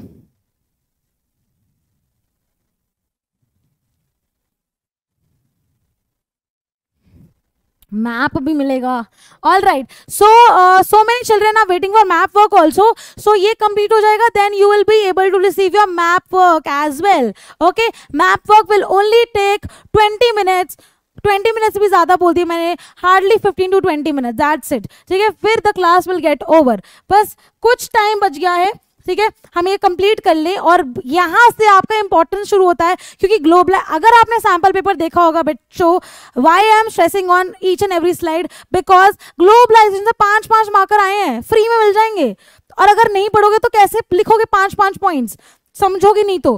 ठीक है, तो क्या है, कौन से ऐसे फैक्टर्स है जो ग्लोबलाइजेशन की तरफ अट्रैक्ट करते हैं. सबसे पहले इंफॉर्मेशन एंड, सबसे पहले व्हाट्स हैपनिंग, ओके, सबसे पहले इंफॉर्मेशन एंड कम्युनिकेशन टेक्नोलॉजी. ठीक है, सबसे पहले ये चीज एक ऐसी है जो वैसे ही सबको, चाहे आप ट्रेड करो ना करो, वैसे ही कनेक्शन बनाई जा रही है। आज किसी भी देश में क्या हो रहा है हमें अपडेट मिल जाता है, हम इंस्टाग्राम पे स्टोरीज देखते रहते हैं, है ना, हम इंस्टाग्राम पे किसी को भी फॉलो कर सकते हैं, राइट। इंफॉर्मेशन टेक्नोलॉजी, हमारे पास इंटरनेट है, हमारे पास फेसबुक है, तो आप लोग इस चीज को बेहतर जानते हो तो समझ लो ना। In recent times technology in the areas of telecommunication, computers, internet has been changing rapidly. अब ये बुक तो पुरानी है, आपके पास तो और भी ज्यादा बहुत ज्यादा एग्जांपल्स होंगे समझने के लिए। Today you are learning on YouTube, that is a very big change, that is a very big transformation. हो सकता है यही बैच यूट्यूब से कोई और भी बच्चा इंटरनेशनल पढ़ रहा होगा, कोई बड़ी बात नहीं है, राइट। अब लिख दो कोई मैं इंटरनेशनल हूं मैम, है ना। तो बेसिकली बहुत सारे बच्चे, मैं जनरली बोल रही हूँ कि बहुत सारे बच्चे यूट्यूब से कोई भी कनेक्ट कर सकता है, इंटरनेट होना चाहिए, है ना। ओके, टेलीकम्युनिकेशन फैसिलिटीज, अब ये वाली देखो कितनी सिंपल लिखी हुई है ना, telegraph, telephone, including mobile phone, fax, by WhatsApp call करते हैं, या हर जगह पे कॉल, इंटरनेट होना चाहिए, कॉलिंग आप कैसे भी कर सकते हो, भले आपके फोन में पैसे है नहीं है, बैलेंस है नहीं है, इंटरनेट है ना, इंटरनेट रिचार्ज करा लो और आप कॉल भी कर सकते हो किसी को। सो इंटरनेट एक ऐसी चीज है जो बहुत ज्यादा बाइंड कर रही है, ठीक है। यही एक एनेबल, इसी इंटरनेट के ऊपर ही आप लाइंस लिख देना and you will get marks, ठीक है। आप कांटेक्ट कर सकते हो, यहाँ पे बैठे बैठे आप वर्ल्ड में किसी को भी कांटेक्ट कर सकते हो, इंस्टेंटली कांटेक्ट कर सकते हो, इंफॉर्मेशन का एक्सेस मिल सकता है। अगर आपको कुछ भी समझ नहीं आ रहा, आप गूगल कर लो, एक सेकंड, विद इन, मतलब not even 1 second, milliseconds के अंदर you will get the answer. Communicate कर सकते हो, रिमोट एरिया तक भी कम्युनिकेट कर सकते हो।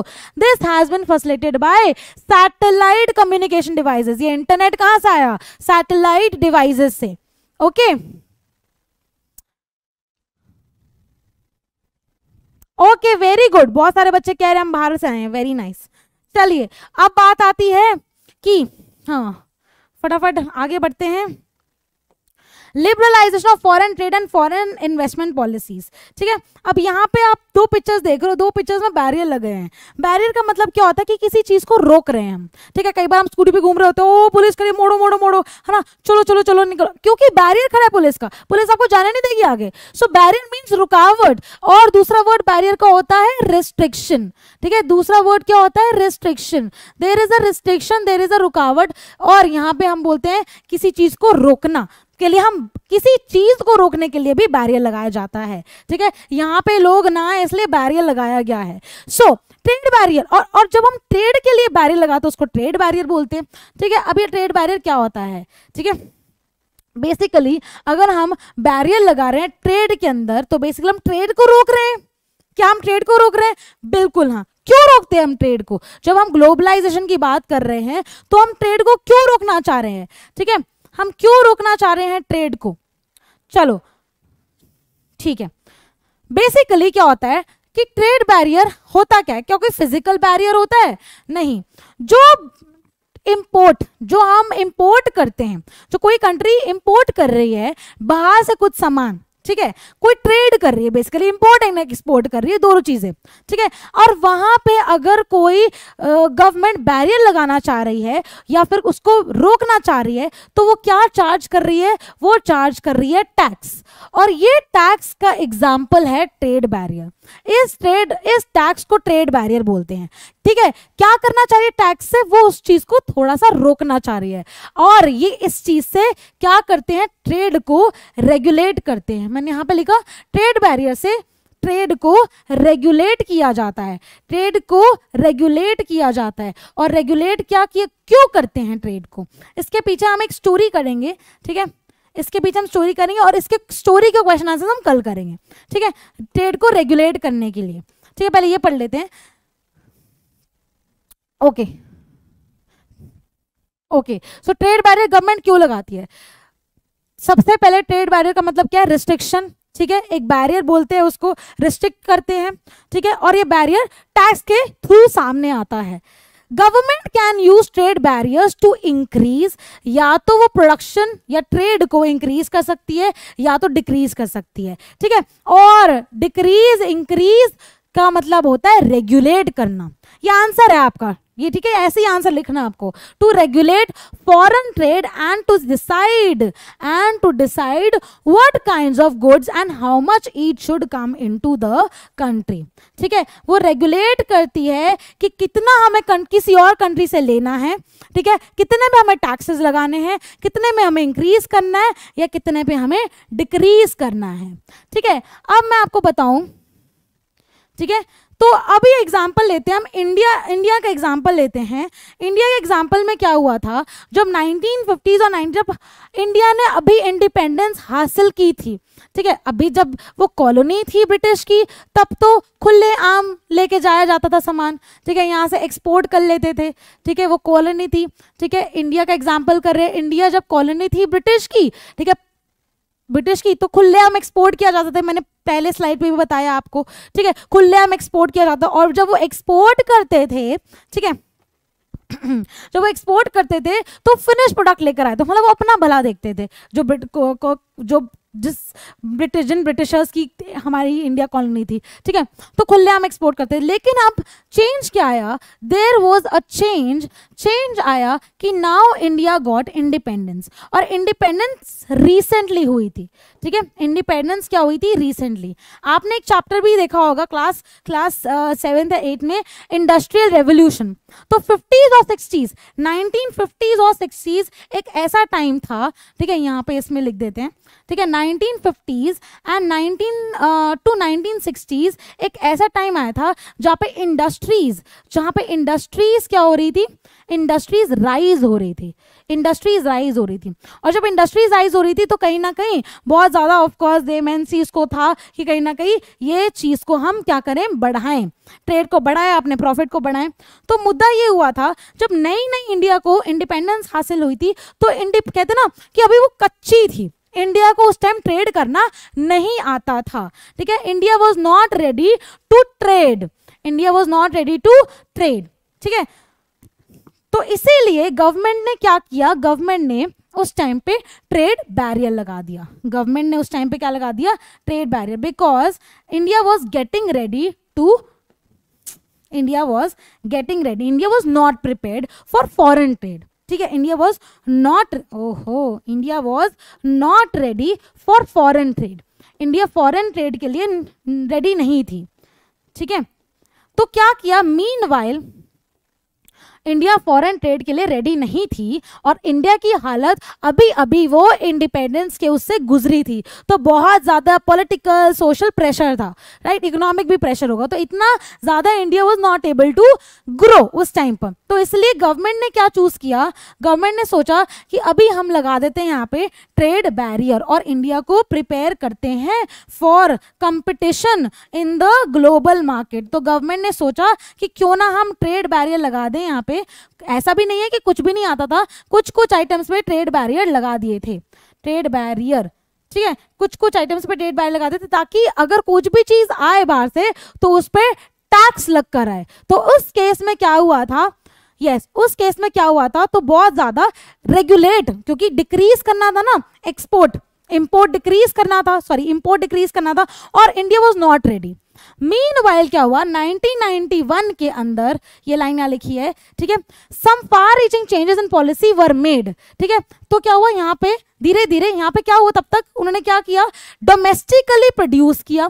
ठीक है, अपने जो प्रोड्यूसर्स थे, अपने प्रोड्यूसर्स को क्या किया, अपने प्रोड्यूसर्स को ग्रो किया, अपने प्रोड्यूसर्स को मोटिवेट किया, अपने जो इन हाउस प्रोड्यूसर्स थे, ठीक है, उनको ग्रो करने का, या उनको बोले कि उनको प्रिपेयर किया। ठीक है, डोमेस्टिक प्रोड्यूसर्स को, जब डोमेस्टिक प्रोड्यूसर्स, ठीक है, अंदर ही अंदर डोमेस्टिक प्रोड्यूसर्स वर रेडी।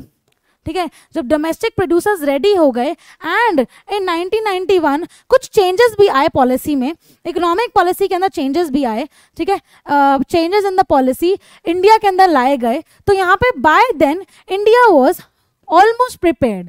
ठीक है, इंडिया अब प्रिपेयर हो चुकी थी। ठीक है, इंडिया प्रिपेयर हो चुकी थी कि वो अब जो ट्रेड अपने डोमेस्टिक में कर रही है, now India was ready to do the trade outside as in globally. बाहर की मार्केट में। So the government decided that time had come, कि अब टाइम आ चुका है इंडिया का, कि वो द टाइम हैड कम, अब इंडिया फुल्ली प्रिपेयर्ड है, इंडिया कॉम्पीट कर सकती है, इंडिया कॉम्पीट कर सकती है, India can compete with the producers around the globe. अब India around the globe compete कर सकती है, right. It felt that competition would improve the performance of producers within country. तो within country जो producers है उनकी performance और increase हो सकती है, ठीक है। इंडिया की परफॉर्मेंस जो प्रोड्यूसर्स की है वो और इंक्रीज हो सकती है, ठीक है। They would have to improve their quality. Since they would have to improve their quality, this decision was supported by powerful international organizations. अब यहाँ पे आते हैं, ऑफ कोर्स जब हम बात करते हैं ट्रेड, वर्ल्ड ट्रेड की, मतलब जो ट्रेड हो रहा है आउटसाइड इंडिया हो रहा है, या फिर हम करें इंडिया तो चलो हमारी अपनी कंट्री है, इन द वर्ल्ड हो रहा है, ग्लोबलाइज ट्रेड हो रहा है, तो यहाँ पे कुछ इंटरनेशनल ऑर्गेनाइजेशंस होती है जो ट्रेड को हैंडल करती है। तो one such organization is one such organization World Trade Organization, जिसको हम WTO के नाम से भी बोलते हैं, वर्ल्ड ट्रेड ऑर्गेनाइजेशन। लेकिन हम बैरियर्स और रिस्ट्रिक्शंस की जब बात करते हैं, आंसर भी आप लिख सकते हो, इससे क्या होता है, ठीक है, ये समझ लो, लिबरलाइजेशन पे आ जाएगा तो आंसर आपको यही लिखना है। रिमूविंग बैरियर्स और restriction set by the government is what is known as liberalization, ठीक है। बैरियर लगाना, ठीक है, उसको ट्रेड बैरियर बोलते हैं। और ट्रेड बैरियर को क्या हुआ था इंडिया के एग्जाम्पल में, या जब हम इंडिया के एग्जाम्पल कर रहे हैं, नहीं यहाँ पे क्या था, ठीक है, तो यहाँ पे उन्होंने कहा कि भाई इंडिया का टाइम आ चुका है, अब इंडिया क्या कर सकती है, अब इंडिया कंपीट कर सकती है, now India is ready, full fledge ready to compete with the producers internationally. तो यहाँ पे ट्रेड बैरियर्स हटा दिए, तो ट्रेड बैरियर्स हटाने को लिबरलाइजेशन बोलते हैं, ठीक है। लिबरलाइज कर रहे हैं मतलब फ्री कर रहे हैं, जो चेनें बंद की थी उसको खोल रहे हैं, तो दिस इज लिबरलाइजेशन, और लिबरलाइज, ठीक है। सरल मतलब में क्या है इसका, रिमूविंग ट्रेड बैरियर्स,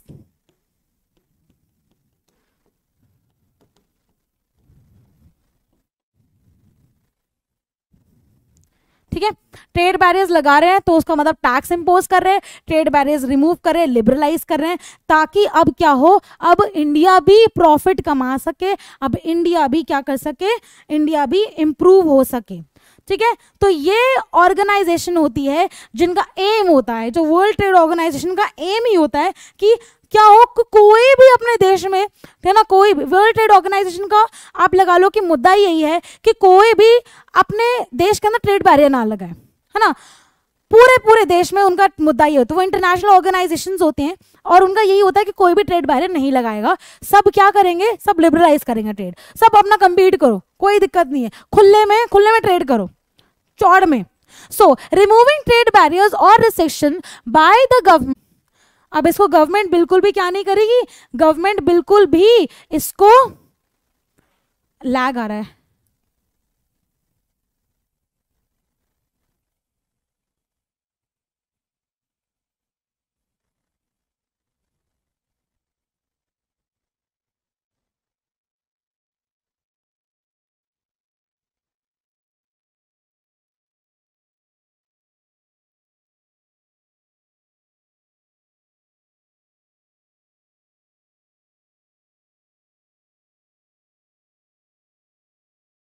एक बार बच्चों मुझे बता दो, आवाज आ रही है, लैग नहीं हो रहा है, फ्लो में चल रहे थे, चलो बता दो, लैग तो नहीं हो रहा है, क्लियर आवाज आ रही है, फूल बरसा दो, आग नहीं लगानी, बहुत गर्मी है, हमें दिल्ली में बहुत गर्मी है, हमें और आग नहीं चाहिए, हमें फूल चाहिए, ठीक है।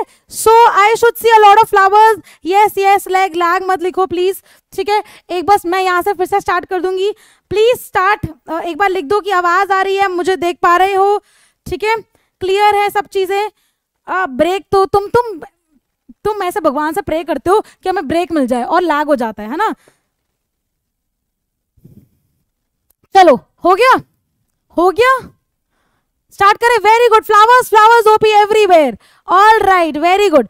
सो let's get started with the liberalization. हम लिबरलाइजेशन में ये पढ़ रहे थे, जब कोई government, very nice very nice, जब कोई, बहुत सारे बच्चे पहले से ही बने हुए, आई एम सो हैप्पी कि कुछ बंच ऑफ ब्यूटीफुल चिल्ड्रन या समझदार बच्चे हैं, या फिर बोल सकते हैं कि एक्चुअली में पढ़ रहे हैं, अच्छे बच्चे हैं जो बिल्कुल कुछ स्पैमिंग नहीं किया और पढ़ रहे हैं, वेरी नाइस। और the blessings are with you, सबकी ब्लेसिंग्स आपके साथ, ठीक है।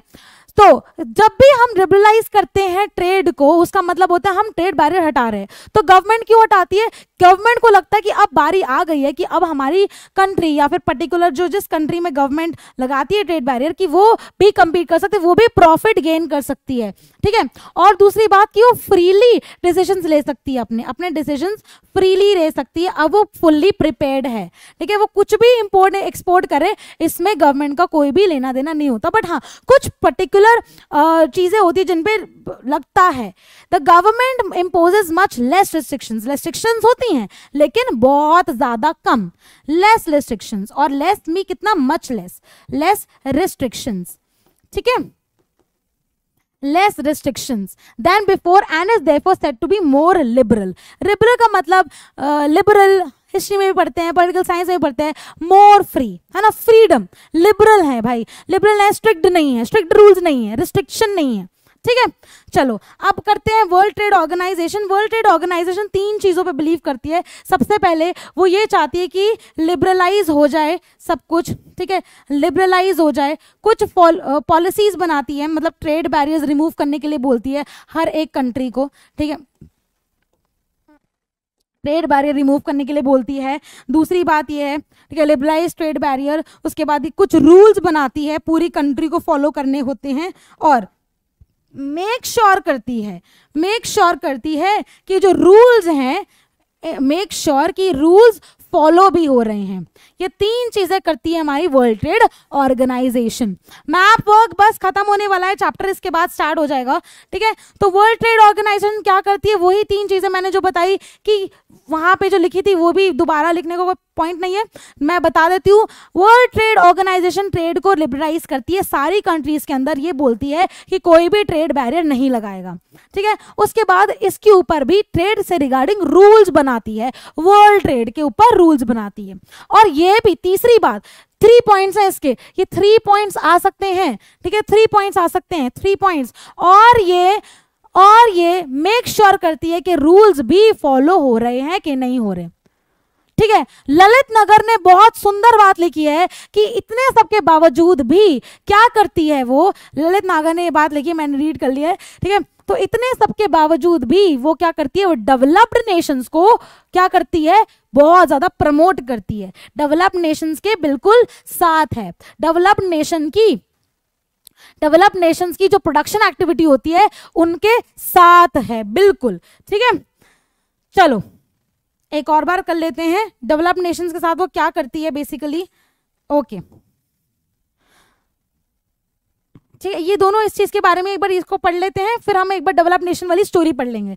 दीज ऑर्गेनाइजेशन से that all barriers to foreign trade and investment are harmful. ये कौन बोलती है? ये वर्ल्ड ट्रेड ऑर्गेनाइजेशन बोल रही है, ठीक है, कि कोई भी बैरियर नहीं लगाना। There should be no barriers, trade between country should be free होना चाहिए। और यहां से एक और चीज आके निकलती है, फ्री एंड फेयर ट्रेड, ठीक है। फ्री एंड फेयर ट्रेड से वही डेवलप, जो ललित सागर ने अभी बात लिखी थी वही अभी हम करेंगे, ठीक है। Free and fair trade, all countries in the world should liberalize their policy. सारी कंट्रीज ये लिबरलाइज कर ले, सारी कंट्रीज इस चीज को मेक श्योर कर ले, ठीक है। ओहो मेरा तो फोन ही बंद हो गया, मैं कैसे देखूंगी तुम्हारे कमेंट्स। चलो एनीवे, ठीक है, all countries in the world should liberalize their policies, ठीक है। नेक्स्ट आती है World Trade Organization is one such organization. ये वर्ल्ड ट्रेड ऑर्गेनाइजेशन के बारे में कोई भी आंसर आएगा, अब यही लिखना है। लिबरलाइज करती है international trade, started at the initiative of developed countries, ठीक है। अब ये बात यहाँ पे आ गई है जो बच्चे ने लिखी थी, ठीक है, ऑल राइट, ठीक है। चलो, develop countries, WTO World Trade Organization establishes rules regarding international trade, rules निकालती है। मैंने वो 3 पॉइंट्स बताए थे ना, क्या क्या करती है, ठीक है, वो सेम चीज यहाँ पे है, सेम चीज लिखनी है। सबसे सेम चीज लिखनी है, रूल्स बनाती है, ठीक है, देखती है कि रूल्स, मेक श्योर्स, इंश्योर्स दैट जो रूल्स बनाए वो फॉलो हुए हैं या नहीं हुए, ठीक है। इसके बाद वो क्या करती है, लिबरलाइज करती है, 3 चीजें करती है, लिबरलाइज करती है ट्रेड, ठीक है। बट ये थोड़ा सा बायस हो जाती है, ये थोड़ा बायस, अभिनव मंडल कुछ लिखोगे ना तभी तुम्हारा नाम लूंगी, ठीक है। तो लिबरलाइज करती है, तो बेसिकली मुद्दा ये है कि वो जो डेवलप्ड नेशंस हैं उसको क्यों करती है, ठीक है, डेवलप्ड नेशंस उसको क्यों प्रमोट करती है, अभी देख लेते हैं, ठीक है। And sees that these rules are obeyed, कि मेक श्योर करती है ओबे कर रहे हैं, फॉलो हो रहे हैं। Nearly 160 countries of the world are currently members of WTO, 14 के हिसाब से अब 22 है, तो बढ़ गए होंगे, ठीक है। इम्पैक्ट ऑफ ग्लोबलाइजेशन से पहले मैं चाह रही थी कि मैं आपको ये बताऊं कि डेवलप्ड कंट्रीज को क्यों करती है फोकस। अब देखो 2 कंट्रीज में हम डिवीजन कर रहे हैं, एक कर रहे हैं डेवलप्ड कंट्रीज, ठीक है। डेवलप्ड कंट्रीज का नाम ही है भाई हाँ फटाफट करा रही हूँ, दीप्ति द एक्सप्लोरर, ठीक है, फटाफट सुन लो। डेवलप्ड कंट्रीज को क्यों करती है प्रमोट वर्ल्ड ट्रेड ऑर्गेनाइजेशन, ठीक है, फटाफट करने के कॉन्सेप्ट, फिर हमने 2-3 चीजें लास्ट की कंप्लीट करनी है, ठीक है। चलो, डेवलप कंट्रीज को WTO वर्ल्ड ट्रेड ऑर्गेनाइजेशन क्या करती है, प्रमोट करती है। क्यों करती है, रीजन बीइंग, देखो डेवलप कंट्री नाम से ही पता लगता है कि वो क्या है, डेवलप्ड है, जबकि वर्ल्ड ट्रेड ऑर्गेनाइजेशन हमें ये बोलती है कि किसी को कोई ट्रेड बैरियर यूज ना करे। बट डेवलप कंट्रीज क्या करती हैं, इनडायरेक्ट वे में ट्रेड बैरियर यूज कर रही है, इनडायरेक्ट वे में, ठीक है, इनडायरेक्ट वे में यूज करिए, खुले चौड़ में नहीं कर रही। इनडायरेक्ट वे क्या है, अब क्या होता है डेवलप कंट्रीज में, डेवलप कंट्रीज को बेसिकली इतना प्रोड्यूस करने की जरूरत नहीं है, लेकिन वो भर भर के प्रोड्यूस कर लेती है, ठीक है, वो भर भर के प्रोड्यूस कर लेती है। और वो इतना प्रोड्यूस कर लेती है कैसे, एट लो कॉस्ट पे प्रोड्यूस कर लेती है, एट लो कॉस्ट पे, ठीक है, क्योंकि उनकी गवर्नमेंट उनके साथ है, क्योंकि उनको रिसोर्सेज बहुत ज्यादा मिले हैं, भाई रिच कंट्री, डेवलप कंट्री, ठीक है, yes, army gamers, US is a develop country, good, ठीक है। तो अब क्या होता है, वो भर भर के क्या कर लेते हैं, वो भर भर के प्रोड्यूस कर लेते हैं, और जो प्रोडक्शन होती है ना वो क्या करते हैं, डंप कर देते हैं, या फिर वो दूसरी कंट्रीज में कमाने के चक्कर में उसको लो कॉस्ट में, वो ऑलरेडी उनकी कॉस्ट एकदम लेस होती है, ना के बराबर, ठीक है, फिर भी वो और लो कॉस्ट पे दूसरी कंट्रीज में बेच देते हैं। अब जब दूसरी कंट्री है, फॉर एग्जांपल लाइक इंडिया, ठीक है, आपके बुक में भी एग्जांपल दिया है, ठीक है, फॉर एग्जांपल ये आपकी बुक में दिया हुआ है एग्जाम्पल कॉटन वाला, ठीक है, कॉटन वाला एग्जाम्पल दिया है। तो ये भाई प्रोडक्शन की बात हो रही है, तो क्या कर रही है वो सस्ता बना के और सस्ते में बेच रही है, बल्कि उसके तो ना के बराबर की कॉस्ट में लग रहा है, क्योंकि उनकी गवर्नमेंट उनको इतना सपोर्ट करती है, गवर्नमेंट क्या करती है, बहुत ज्यादा सपोर्ट करती है। तो वो क्या करते हैं, दूसरी कंट्रीज में जाके बेचते हैं। अब जो दूसरी कंट्रीज में जाके बेचे उससे तो उनको क्या ही मिल रहा है, प्रॉफिट मिल रहा है। डेवलप कंट्रीज ऑलरेडी रिच है, दे आर गेटिंग रिचर, इतना प्रोड्यूस बेच के तो वो और रिच हो जाएंगी ना। और क्या होता है, जो लेस डेवलप कंट्रीज हैं या जो डेवलपिंग नेशंस हैं, ठीक है, डेवलपिंग नेशंस का क्या है, वो अपना जब कमाते हैं या अपना ग्रो करते हैं, वो भी उनको क्या कहते हैं, महंगा पड़ता है, तो वो सस्ता खरीद लेते हैं। तो अपने में वो क्या करते हैं, वो जो ग्रो होता है वो वेस्ट हो जाता है, या फिर वो क्या करते हैं, वो ट्रेड बैरियर, उनको बोला है कि ट्रेड बैरियर नहीं लगाना, ठीक है, इनको बोला है कि तुम्हें ट्रेड बैरियर नहीं लगाना, डेवलपिंग कंट्रीज को बोला है कि तुम्हें ट्रेड बैरियर नहीं लगाना, ठीक है, लेकिन वो सस्ता बेच देते हैं यहाँ पे, या इनको export of course trade barrier है ही नहीं, तो वो सामान आता है विदाउट एनी रिस्ट्रिक्शन और वो बिकता है खुले चौड़ में, और हम सब भी खरीदते हैं उसको, है ना। तो इन दैट केस जो हमारा लोकल प्रोडक्ट है, ठीक है, जो हमारा लोकल प्रोडक्ट है या जो डेवलपिंग कंट्री का लोकल प्रोड्यूस है वो नहीं हो पाता, लोकल प्रोड्यूस बिक नहीं पाता, ठीक है, बंदा कमा नहीं पा रहा, उसके चक्कर में खुद का प्रॉफिट यहाँ पे नहीं मिल पा रहा। तो इसीलिए ना चाहते हुए भी डेवलप्ड कंट्री इनडायरेक्ट वे में ट्रेड बैरियर का गलत इस्तेमाल करती है। तो क्या ये फ्री एंड फेयर ट्रेड हुआ? तो अगर हम ये क्वेश्चन पूछे, इज दिस अ फ्री और फेयर ट्रेड, क्या ये फ्री है, क्या ये फेयर है, तो आंसर आएगा ये फेयर नहीं है, क्योंकि आप डेवलपिंग कंट्रीज की पेल को खराब कर रहे हो, राइट, सिचुएशन को खराब कर रहे हो, ठीक है। अब बात आती है impact of globalization in India. India की बात आती है कि इंडिया में ग्लोबलाइजेशन से क्या इफेक्ट हुआ है।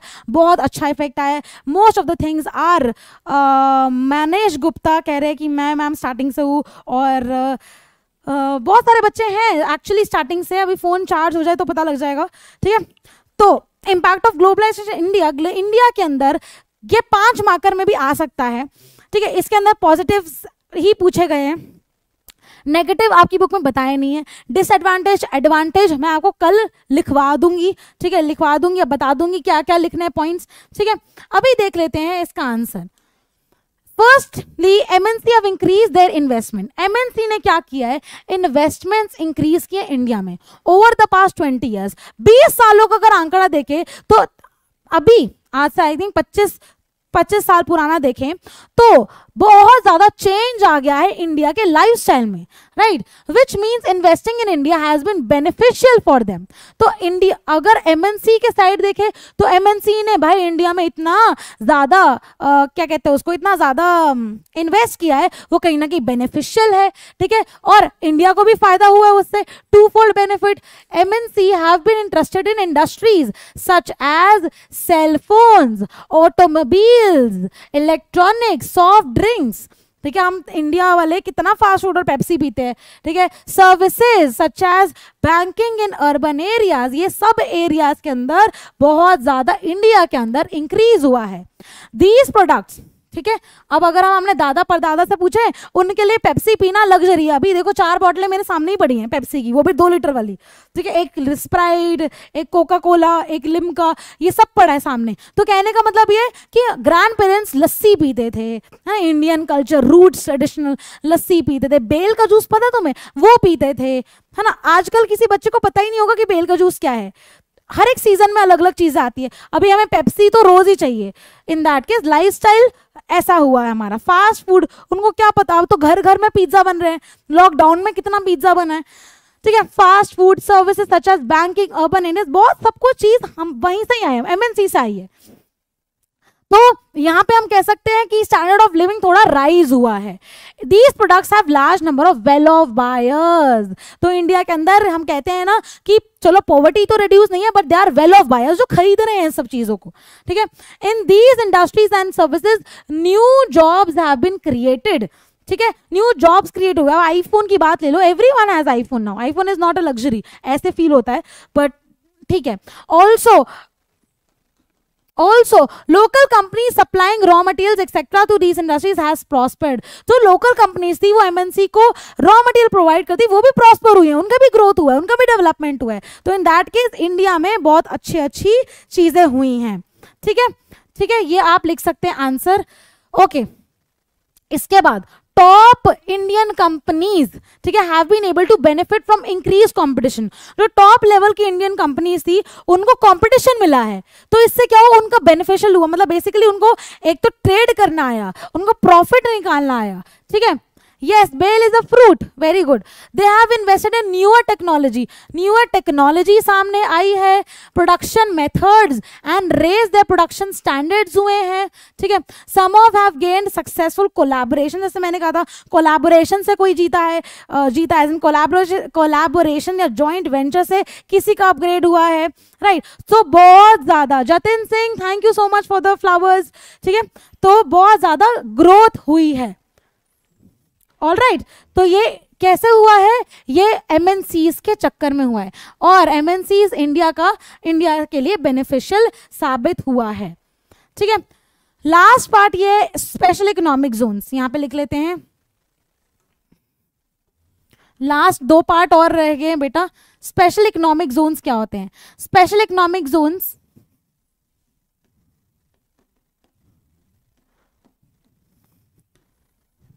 स्पेशल इकोनॉमिक जोन्स क्या होते हैं कि अब हमें देखो एज ए इंडिया, अगर हमने देखा इंडिया को बहुत सारे बेनिफिट्स हुए हैं, ठीक है। मानस गुप्ता, क्यों सैड हो बेटा, ठीक है। इंडिया को बहुत सारे बेनिफिट्स हुए हैं, ठीक है। स्पेशल इकोनॉमिक जोन क्या होता है? जब इंडिया को बेनिफिट हुआ है तो आज इंडिया के, अगर मैं इंडिया की गवर्नमेंट हूँ तो मैं कहूँगी हाँ मेरे एक बंदे को अपॉर्चुनिटी मिली है, जॉब अपॉर्चुनिटी मिली है। तो कहने का मतलब ये है कि एज किसी पर्टिकुलर गवर्नमेंट वो क्या करेगी, वो अपने देश को और बेहतर बनाएगी, ठीक है, वो अपने पूरी कंट्री को, गवर्नमेंट क्या करेगी अपनी कंट्री की, वो अपनी कंट्री को और बेटर बनाएगी, ताकि एमएनसी कंट्री को बेटर बनाएगी, ठीक है, ताकि एमएनसी इन्वेस्ट करे, ताकि एमएनसी क्या करे, उनकी कंट्री के अंदर इन्वेस्ट करे, ठीक है। तो इन्वेस्ट, एमएनसी के पास तो ब्रेन भी है, पैसा भी है, ठीक है, वो क्या चीज देख के इन्वेस्ट करेगी। तो इसलिए एक अलग से स्पेशल इकोनॉमिक जोन्स बनाए जाते हैं जिनको बोला जाता है सेज, ठीक है, सेज, ठीक है, इकोनॉमिक जोन्स बनाए जाते हैं जिनको सेज बोलते हैं, जिनके अंदर वर्ल्ड क्लास फैसिलिटीज देती है। गवर्नमेंट क्या कर रही है, गवर्नमेंट चाह रही है कि उसकी कंट्री को अपग्रेडेशन मिल जाए, उसकी कंट्री की सराहना हो, कंट्री को सबको प्रॉफिट मिले, जॉब्स मिले, तो वो क्या कर रही है, वर्ल्ड क्लास फैसिलिटीज दे रही है। वर्ल्ड क्लास क्या दे रही है, फैसिलिटीज दे रही है, ठीक है, वर्ल्ड क्लास फैसिलिटीज दे रही है। जैसे कि अगर हम मानो फैक्टर्स ऑफ प्रोडक्शन अच्छे चीप रेट पे दे रही है, ठीक है, जैसे कि ऑफ प्रोडक्शन लैंड दे रही है बढ़िया बना के, ठीक है, ये सब कंट्री की गवर्नमेंट करके दे रही है ताकि एमएनसी आए, इन्वेस्ट करे और उसके देश के लोग को अपॉर्चुनिटीज मिले, जॉब अपॉर्चुनिटीज मिले, वर्क अपॉर्चुनिटीज मिले, जो प्रोड्यूसर्स हैं उनको कंपटीशन करने का मौका मिले, ठीक है। तो ये सब चीजें क्या करना चाहती हैं, ये अट्रैक्ट करना चाह रहे हैं। हम क्या कर रहे हैं इसके अंदर, basically we are attracting the MNC. हम क्या कर रहे हैं, अट्रैक्ट कर रहे हैं। किसको अट्रैक्ट कर रहे हैं, एमएनसी को, कि आओ भाई हमारे कंट्री में आके इन्वेस्ट करो, ठीक है। चलिए लास्ट पार्ट बच गया है, स्ट्रगल फॉर फेयर ग्लोबलाइजेशन। हो गया, अरे वाह, बहुत सारे बच्चे आप फ्रॉम स्टार्टिंग, वेरी नाइस। चलो बेटा 5-6 मिनट की और खेल है, उसके बाद पता नहीं कब आप पढ़ोगे पॉलिटिकल साइंस। कुछ बच्चे ह्यूमैनिटीज लेंगे, वो ही पढ़ पाएंगे, अदरवाइज है ना, बड़े हो जाओगे, बड़े हो जाओ और बड़े हो जाओ। And it was honestly, warrior हो, उड़ान लोडेड हो, it was a very emotional journey. कि अभी छोटे बच्चों को देखा है, इंस्टाग्राम पे कनेक्टेड हैं, बहुत सारे बच्चे टैग करते हैं, very emotional journey which is a good journey also, ठीक है। चलो, struggle for a fair globalization, the government can play a major role, ठीक है, in making this possible। it's basically क्या होता है, देखो लेबर लॉस की अगर हम बात करें तो क्या होता है कि लेबर्स जो होते हैं ना, मतलब जो लोग काम करते हैं उनके लॉस बनाना चाहिए। क्या होता है कि कंपनी आती है, हमारे यहाँ से लेबर लेते हैं, चीप लेबर एक्सट्रैक्ट करती है उनसे लेबर और छोड़ जाती है। Kunal is from starting, very good, वही अच्छे बच्चे ही स्टार्टिंग से हैं। तो अब गवर्नमेंट ही है जो मेजर रोल प्ले करती है, ठीक है, एक कंट्री की गवर्नमेंट ही है जो उस चीज को ठीक कर देगी, और इस कंट्री की गवर्नमेंट ये जो उस चीज को एक गलत रास्ते पे ले जाएगी, राइट, ठीक है। तो लास्ट पॉइंट में हम यही डिस्कस करने वाले हैं, हाँ यही डिस्कस करने वाले हैं। पहली बात कि एक कंट्री गवर्नमेंट ये जो मेजर रोल ले सकती है इस चीज को पॉसिबल बनाने में, कि हाँ कि भाई हम एक अच्छी शुरुआत कर रहे हैं, ठीक है। दूसरा पॉइंट ये है, पॉलिसीज मस्ट प्रोटेक्ट इंटरेस्ट। देखो लेबर लॉज ही इसलिए बनाए जाते हैं कि क्या हो, कि जो लेबर है उनके राइट्स प्रोटेक्ट हो, ठीक है। ये लाइन क्या कह रही है, must protect the interest not only of the rich and powerful but all the people in the country, ठीक है। सिर्फ ये नहीं कि जो वेल ऑफ बायर्स हैं उन्हीं को ही हम प्रोटेक्ट करें, ठीक है, सिर्फ जो वेल ऑफ बायर्स हैं उन्हीं को प्रोटेक्ट कर रहे हैं, बट उनको भी प्रोटेक्ट करें जो एट द लोअर स्टेटा है, जो पुअर सोसाइटी है, ठीक है। For instance the government can ensure labour laws, देखो वही बात आती है लेबर लॉज वाली, ठीक है। Labour laws are properly implemented and the workers get their rights. हर एक, ये नहीं कि एमएनसी आ रही है और जो लेबर है उसकी वो बहुत ज्यादा खराब करी सिचुएशन, काम करा रही है, ऐसा भी नहीं ना, ऐसा भी नहीं कि स्लेव्स बना लो, है ना। तो लेबर लॉस तो होने ही चाहिए।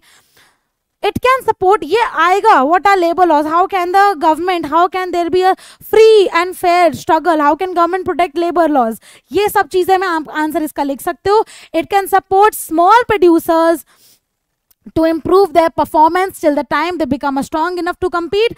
If necessary, the government can use trade and investment barriers. It can negotiate with the World Trade Organization with the fairer rules. चलो लास्ट पॉइंट मैं आपको ऐसे समझा देती हूँ, ये वाला, कि अगर गवर्नमेंट को, अगर किसी भी देश की गवर्नमेंट को ऐसा लग रहा है कि एमएनसीज के द्वारा या फिर एक्सप्लॉयटेशन हो रही है, वर्ड हियर इज एक्सप्लॉयटेशन, ठीक है, तो वो क्या कर सकती है, वो कुछ एक्सप्लॉयटेशन हो रहा है, ठीक है, तो वो कुछ मेजर्स ले सकती है। वो वर्ल्ड ट्रेड ऑर्गेनाइजेशन के साथ बोल सकती है कि मेरे को अभी कुछ टाइम के लिए रेगुलेट करना है, तो I am putting a trade barrier on such things, ठीक है।